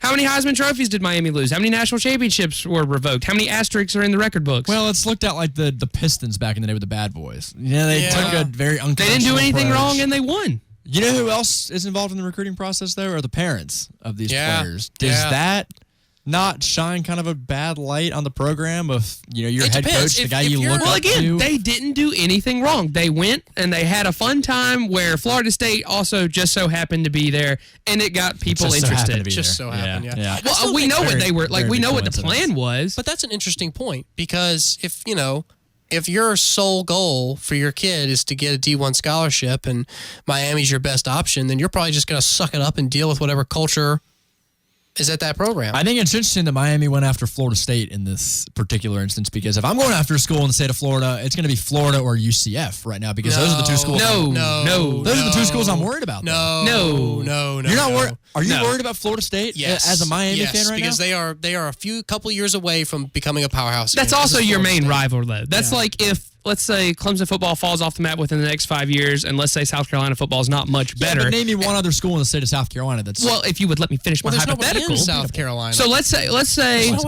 why it's a bad example. Let's say... Well, I didn't finish my hypothetical. It was getting ready to be a decent example if you just hang tight for like 30 more seconds. Just mute his mic. Ooh, good call. He's muted now. Oh, my so anyway, goodness. Yeah, nice try. Yeah, this is around the horn now. So You've muted him, Tony. I like this power. This is we'll have to use this more often. So all right, so let's say Clemson and South Carolina both become like very average / slightly below average football teams, and let's say that the new premier college football team in South Carolina, I'm not saying they're winning national championships, but let's say the Citadel becomes really good. Just as an example, because there's no better team to pick here. They beat South Carolina a couple years ago, so they did, and let's not forget that. So if I'm Clemson and I'm trying to send a message to my recruits, trying to change my culture, I'm not going down to Charleston and poking the bear at the Citadel. I'm still marching into Columbia, and I'm still making some noise in the faces of some Gamecocks, because that's what's really going to send the message. So yes, even though Florida and UCF's programs are in better shape than Florida State, Miami and Florida State is a much bigger, more intense rivalry, and back when both of these schools were at the top of their caliber, that was a heated game, and that was a very intense game. Oh, yeah. So if you want to send a message, you go to where the message is going to be loudest and most heard, and that's at Florida State. And those two fan bases, Miami hate each other, and Florida State not only hate each other, but they're national brands. They're Bradley. I mean, you see those I think, do you have permission to speak? Does he have permission to speak? Can I talk now? I unmuted the mic. He's unmuted. You did. Okay. But my finger is lingering around a button again. So, But Bradley, don't you agree that Miami and Florida State in particular? I mean, I know that you're kind of on another side of the fence with Evan and I on this issue, but I still think you have to look at the fact that both Florida State and Miami are the perennial powerhouses of this state. Gosh, I mean, but as a Miami fan right now, you can't even win your own division. You can't. I mean, you can't even beat out teams like Virginia and Pittsburgh. Like, I know you're trying to poke the bear and, go after the team that you've been rivals with forever, but does beating out Florida State right now fix anything? I still think the reach of these two programs far surpasses UCF, Florida. Because if I'm Manny Diaz right now and I'm trying to go through my list of teams that I'm trying to compete with for recruiting and all that, I'm feeling pretty confident I could beat out Willie Taggart at Florida State after coming off a 5-7 year. Look, though, I mean, Florida State, it's not going to take them long. It's just not going to take them long. Are you sure, though? It's not going to. I mean, we've said this for so long, like, Texas will be back soon. Texas is coming back soon. But it just hasn't happened. Texas has had more than just a few issues. Now, I don't know the inner workings Florida of State Florida just State. lost a quarterback. Yeah, They've lost. like I said, I think it's the premise of the whole thing. I agree with you that Florida State's program, Bradley, is not good. Not right and we now. all know that. Not at all. Not right now. And there's a lot of people in Tallahassee that are very upset. And understandably so, because they just missed a bowl game for the first time since, 36 years. The John Adams administration. Yeah, exactly. Wow. Wow, what? It was an exaggeration. Where did that come from? That's a reach. It was an exaggeration because I don't know exactly which president off the top of my head was in office 40 years ago. John Adams, that was the second president of the United States. I know. That's how long it's been since Florida State had made a bowl game. 1700s. It's called a hyperbole. You not take a language arts class in high school? Crying out loud. I just can't believe you just called it language arts. Because it wasn't English back then. It's Yeah, English it was. now. It wasn't English back then. But social studies. Something like that. My goodness. Anyway, so obviously Florida State's program has some work to do. But it's the premise of the thing. It's your arch rival, and it was their event, and you're trying to change everything about your culture. You're trying to hit the reset button, and you're trying to bring it back 20 years and be the bad boys of college football and, kick butt and take names. That's what Miami's trying to do. That's what I think Manny Diaz is shooting for. And so I think that the premise of this stunt and kind of the ideology behind it, I think that's the louder message than the fact that, we're just messing with a team who just missed a bowl game. You know what I mean? Yes. Yeah. But they were 28th in recruiting this year in Manny Diaz's first go-around of recruiting. So, I mean, obviously, yes, but Miami, he's got to get his feet wet first. But Miami is going to be able to recruit. You would think. A scarecrow could be their head coach, and they would still pull in a top 20 But think about class. back in the day when you had Miami at the top of the world. Okay, yeah. The only school you had to worry about back then was Florida State. Now you've got many schools in that state now on the rise. Florida State's not one of those schools. They still don't compare to Florida State. And it'll be interesting. By next year's, and after this whole fiasco has gone down, if this continues throughout the course of the season, you really see Manny Diaz try to institute. I wouldn't call this a fiasco. What would you call it? No, again, they didn't do anything wrong. Stunt. It's a publicity stunt. It is a Jim Harbaugh-esque publicity stunt. That's what I was thinking. It is a Jim Harbaugh move. Well, and so nothing wrong was done. So it's not an argument of whether or not what they did was this wrong. technique, I should say. This technique that he's going through. Does this work long term? I think it's TBD. By next year, TBD. I mean, how long of a leash do you give him? I wouldn't expect Manny Diaz to keep this behavior up because I would imagine that if he pulls a couple of these stunts, he gets the recruits he wants, he gets that culture back. You don't have to keep doing stuff. You don't have to constantly have some kind of publicity stunt to keep that mentality. But and keep that. Can you bring that back? And is that a smart move to try to bring that back? Because who's been trying to recreate old habits for a long time now? Notre Dame, who hasn't been able to really establish that. I know it's a little bit different, but is it smart to bring back that?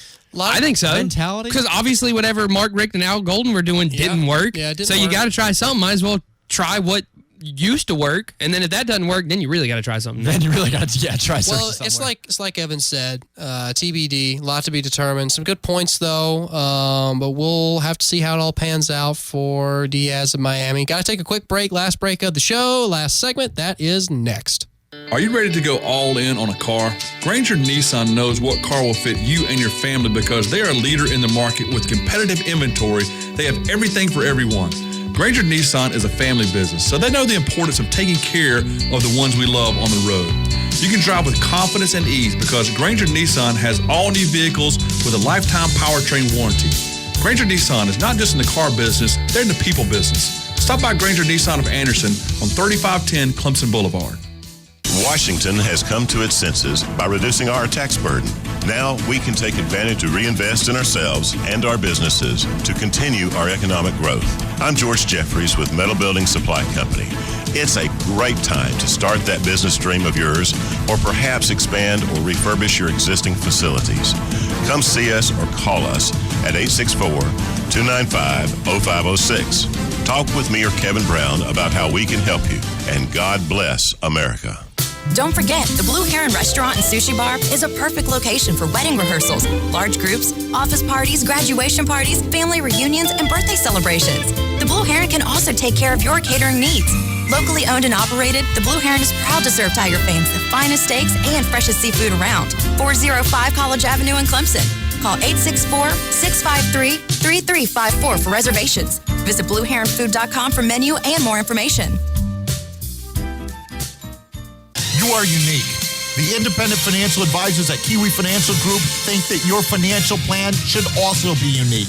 We offer customized advice and recommendations that you might not get from the big box guys or a robo-advisor with their one-size-fits-all approach. The Kiwi Financial Group can help you accumulate and protect your wealth.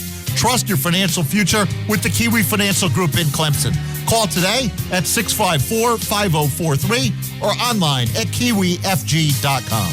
The concept behind the Husqvarna line of automatic robotic mowers comes straight out of nature. The principle of the grazing animal. The grass is cut a little and often. Easley Lawn and Garden invites you to see the revolutionary Husqvarna Auto Mower. Available in 6 models for every type of lawn. A Husqvarna Auto Mower from Easley Lawn and Garden leaves you with a great-looking lawn every day of the week and allows you to do other things while mowing the lawn for you. Once you've purchased your Husqvarna Auto Mower from Easley Lawn and Garden, their team can assist you with getting started. Husqvarna robotic lawnmowers are the #1 selling auto mower worldwide, in use throughout Europe for years. Now they're taking the U.S. by storm. Get your Husqvarna auto mower today at Easley Lawn and Garden, your local Husqvarna dealer for nearly 40 years. Veteran and family owned and operated. 312 South Pendleton Street, Easley. Online at easleylawn.com. Join us at the 3rd Annual Big Splash Sales Event at Clemson Marina. Kick off the boating season with the biggest boat sales event of the year with discounts up to $3,000 off select Veranda Luxury Pontoons, Monterey Sports Boat, and Express Fishing Boat powered by Yamaha Outboards. Enjoy local vendors, kids entertainment, a catfish fry, and discounted drinks from the grill. We'll see you Saturday, March 9th at Clemson Marina, your authorized Veranda, Express, Monterey, and Yamaha Outboards dealer. You gotta be so cold to make it in this world. Yeah, you're a natural, living your life cutthroat. You gotta be so cold. Yeah, you're a natural. Alexa, play Imagine Dragons. Okay.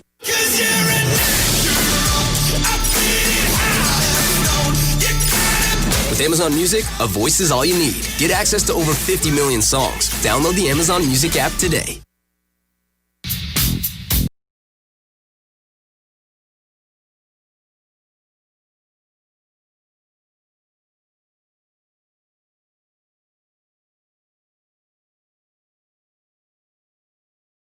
Yeah, my birthday was today. Dilly to that indeed. Get that in there. If it was a 21st birthday. 22 years young. Thank you so much for not playing any Taylor Swift. Oh, we should have done that. Sing it for you.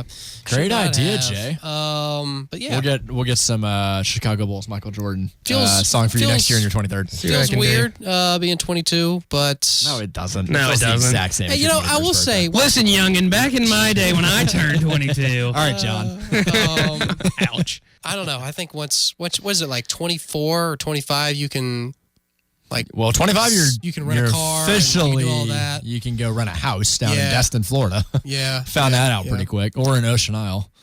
But yeah, well, last segment of the show is going to be about college football coaches. Some great, and we can do this as active coaches or past coaches. We'll see how the conversation goes about how would you or would you not want to follow up after them? So, when Dabo or Nick Saban finally leave their respective schools, would you want to... Or Urban Meyer, Harbaugh, Bill Snyder. I think that's one that a lot of people don't look at. Mm-hmm. Obviously, Paterno. Even with that's a completely different situation. No, would not have wanted to step in. You should have stopped at. And again, there's other circumstances, but there's been. I mean, Pete Carroll. I know that the Paterno issue and the issue at USC with Pete Carroll very different. I'm not. Yeah, it's not just the fact that there is an issue. I'm not commenting on the issue. I'm just saying that there was an issue, and going in there and being the guy to kind of. Charlie Put Strong. the pieces back together. Leaving in Texas. You could use that one as an example. Possibly. How Tom Herman jumped in. Yeah. Mark Richt, too, when he left and then, left Georgia at least.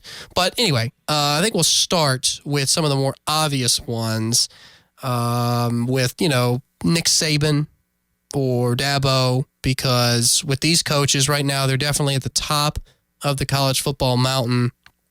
And we talked about this earlier in the show, few segments ago, about whether or not Saban would still be coaching in his early 70s, Bradley. You were of the mindset that he would be. I think he is. Yeah, I think, by 75, he's still coaching. I could see it. I would say that if he wins 2 more championships by then, I think he probably hangs it up. But who knows? I mean, if he wins 1 more and then has a couple down years, I think he's going to want to go out on a high note. It's going to want to be on a championship year, and if it takes him a few years, do you think if he'd have won it, seriously, do you think if he'd have won it this year and gotten to 7 championships, he would have possibly considered retiring? Absolutely not. And I'm going to disagree with you, Bradley. That's why I was waving at you. I think that Nick Saban, I do agree. I think he's going to coach for several more years. And several could mean 7? Really? It could. Yeah. I mean, if it ain't broke, don't fix it. Pretty well for 67. But that takes a toll on your age. Well, he's not going to be. Didn't take a toll on Bill Snyder very much. I don't. But Bill Snyder isn't, fielding a number 1 team every other year. But if you can, why wouldn't you? Yeah, but that's still. If Saban's still doing his thing and still on the top. Hold on. Think about Paterno and those guys like Snyder in their later stages, the last few years of their career. They weren't top teams in the country. Well, that's what I'm saying. If Saban starts to finally realize that, okay, I'm struggling here. You really think Alabama's Nick Saban is going to wait until he can't win an SEC championship? No, I don't think 100%. Yes, I think so. I don't think he's going to. I don't think he's going to reach that point. I think he is too hard-headed, and I think he is too proud of his product to go out on top. As optimal as it is for anyone to retire at the top, yes. I think if Nick Saban wins a national championship, his mentality is, I can win another one of these because I got a lot of these guys coming back. I can coach them up. Yep. And we've seen, even with his turnover in coaching staff the past couple of years, whatever he's doing, as unfun as it looks, it works. So I'm thinking that he's going to stick with the mentality, if it ain't broke, don't fix it. And if he keeps winning, that's going to just fuel his ego, and he's going to try to keep winning. And he's going to be so stubborn that he is not going to hang it up until he realizes his team is not as good as he wants it to be. Saban's going to get to about 76. He's going to win one, and he's going to be like, Lord, man, that's another 7-8 years. If he's at 75 that's or almost 76, 10. Almost 10 years. Wow. He wins another one at that point, which will be, 7 or 8 at that point. I think he's going to realize, okay, I'm at an age now where if I don't win one next year, I know I'm going to want to come back and try and win it again. Let me just not risk it. Maybe kind of like Tom Brady. Once he hits that point where he's like, all right, I've got my championship now. Do I really want to come back again and maybe risk going out kind of lower than I am now? I don't think he's going to take that chance. It would have to be... And Evan, you are on the fence that you think he's going to overstay. Yes, it would have to be pretty severe for Alabama to kind of turn on him, so to speak. Oh no, I don't think he gets fired. No, but what's it going to take? I'm just saying for the fan base to kind of be like, I think Frank Beamer at Virginia Tech is a good example of this. As much as I love Frank Beamer as a person, I think he's a great guy. But he kind of overstayed his time at Virginia Tech by a few years, and that hindered the program. Now, whether that was a decision from pride or just not being aware of what he was doing to the program and the fact that it was detrimental, I don't really know. But you really think Alabama could slip a little bit because Saban decides to wait too long to throw in the towel? Oh, 100%. I don't think so. I mean, what's it going to take? An 8-4 year? a Potentially. 7-5 season? Do you really see Alabama getting below 9 wins with Saban as their coach? Yes. Eventually, Really? yes. Yes. You think by 75? See, I don't see. You think Nick Saban's going to go undefeated every year or lose one game every year? Age. He's not. Listen. Okay. Here's why. Okay. Here's my reason why. Unlike Clemson and other programs, Alabama's assistant coaching staff has a ridiculous high turnover rate. So the inconsistency in the assistant coaching position puts most of the pressure on program stability directly on Nick Saban. He is the figurehead. Think about it. Okay, let's sit back for a minute. Okay, Clemson is a great example.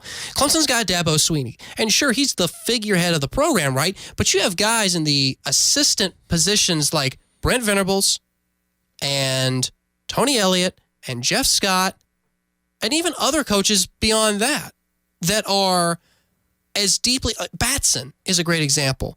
He's been with the program forever. At Alabama, you don't really have that. So there will come a point in the near future where Saban, in his older age, because he's almost, 70? 67. 67. Right? There's going to come a point where he's going to slow down. And he's not going to be able to handle the day-to-day stress. Yes. If Urban Meyer can't handle it, Saban can't handle it. Urban Meyer's a totally different story, like you said with Joe Paterno. Totally different story. Age affects everyone. Yes, but so do heart conditions. Yeah, but his responsibilities as a coach, do you really think his abilities as a head coach between now and 8 years from now are going to change so drastically where it's going to get to a point like with Bill Snyder where Kansas State fans were pretty much kind of kicking him to the curb and saying, let's get you out of here? Okay, here, counter argument. Because he's proven that he can get any coordinator he wants. But he won't get the same recruits because the recruits will know, by the time I'm a sophomore or a junior at Alabama, Coach Saban will be gone. And I'll have... Question mark. They've been thinking that for the last 2 to 3 years now. They don't know when he's gonna. They don't know when he's gonna. Well, leave. they can look at his contract extensions. Yeah, but coaches can retire at any time. That doesn't matter about the contract. Sure, but still, I don't think it's unrealistic. I don't think it's unrealistic for if I'm a recruit, I'm going to be sitting there going, well, I'm not really sure if this coach is going to be. See, I think that's way down a priority, like way down the priority list. If I'm a high school football recruit, I think one of the last things I'm thinking of is how old is my coach? Because there's so many other factors that go into that decision. Yeah. But you don't think you'd pick a school based off? You don't think there's kids coming to Clemson based off of Dabo Swinney? Forget the facilities. But you don't think there's kids coming here based off of the coaches? Well, sure. That's true of anywhere. But I'm not looking at Minnesota going, okay, PJ Fleck is 30, 40-something years old, which means he could be there for another 30, 40 years, which means if I come back and coach, I could work for him for 20 years. Like, no.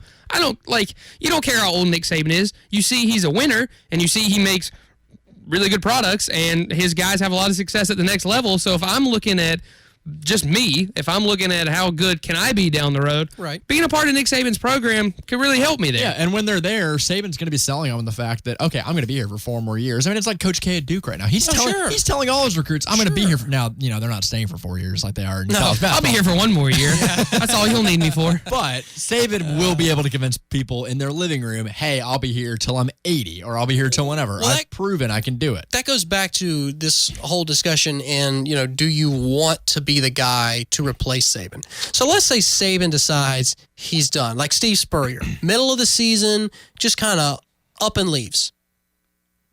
Who's I'm a little hire? Torn. How are you going to go about it? Who I'm going to hire? Oh, that's a lot of coaches. I think I can probably think of at least 5 coaches I think Alabama would go after. In the middle of the season? Anywhere. Because, I mean, the name Alabama, the brand name itself, carries so much weight. We all know they can call anybody they want, and people will respond. You think they go NFL? I want to say they're going to go after someone that may have been there in the past, like a guy like Kirby Smart, that has proven they can win outside the program.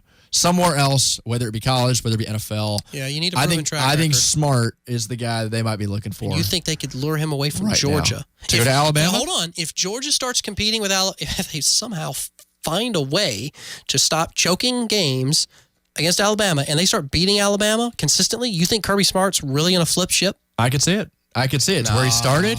He was there for so long with Saban. I don't know. The entire culture at Alabama would be a huge draw to them. They're neck and neck. But so is Dabo in Alabama. We always kept saying, oh, Dabo's going to leave at some point here at Alabama. I know it's different, but people still bring it up no matter how. They love to bring it up. They love the drama of it. No matter how high you get on the mountain. I think Smart would be the one guy they would go after. Maybe James Franklin. I'm just trying to think of top-level coaches that are smart enough that they would consider reaching out to. I don't know about Harbaugh. Probably not Harbaugh. But in the NFL, I can't think of anyone. See, though, you've got great or successful coaches like Mac Brown. He did great stuff at Texas. Then he retired, became an analyst. Now he's at UNC. And I don't think that always is a recipe for success. Another school that I would kind of look at is like South Carolina with Lou Holtz. And like they brought in a coach that they felt like was going to be very successful because of his past experience at Notre Dame. And Lou Holtz really didn't ever get South Well, that's why I Carolina think they would anywhere. go after Kirby Smart, is because look at the past success he's had at Georgia. Look what he did when he was at Alabama. I understand what you're saying, but I think I think with USC, really good example, hiring in-house hasn't worked. After a very successful coaching tenure concludes, hiring in-house is not always the best way to go about it. Lincoln Riley and Ryan Day would like a word. True. Oh, we haven't seen what Ryan Day's done yet. Yeah, I was gonna say, honestly, but we expect that it's going to go pretty well. We expect. We don't know. Lincoln Riley, I agree with you. It's but different because not Bama Ryan hasn't Day. had a coordinator stay for that long. So, like, Smart's the only one that's stayed there for more than 2 to 3 years. No, and I agree. But especially so, if we go back to the original scenario of Nick Saban leaving mid-season, you're not hiring a guy from outside of the program in the middle of the year. That's going to be a January type thing. That's the so end you of the have to year. promote an interim from within mid-season. And if that goes well enough, a la Clay Helton or Ed Orgeron, then you keep them. And if it doesn't go that well, you keep them on the staff, you find somebody else. I'd say at a school like Alabama, the fans themselves, the boosters, they're going to expect them to go out and get someone and pry them away from a different school. Have y'all thought about the fact that Saban has only been at Alabama 1 year longer than Dabo's been at Clemson? Oh, yeah, that's consistently brought up when comparing the two. Do you really, yeah. Have you ever considered the fact that, like, I mean, and Saban has, he has 146 wins at Bama, Dabo's at 116, so Saban has 30 more wins. But they've been there for, Dabo's been there for, 11? He's been here 11 years. 11 Saban's years. been in Alabama for 12. 12, yeah. I just think it's interesting, but I don't know. Yeah, I mean, obviously Saban inherited such a great program and has built it so quickly. Oh, yeah. It's a lot different, yeah. Well, interesting discussion. But hour 2 is out of time, and it always flies by so quickly. It is amazing. Once we start talking about this stuff, it just, boom, we blink and the hour is over. Been a lot of fun bringing you this edition of After Further Review. Thanks so birthday much again, for co-host. tuning in. Yeah, appreciate it. Thank you. Thank you. For Bradley, Evan, and myself, we appreciate you tuning in. We'll see you next time. Safely, safely, safely, safely, safely.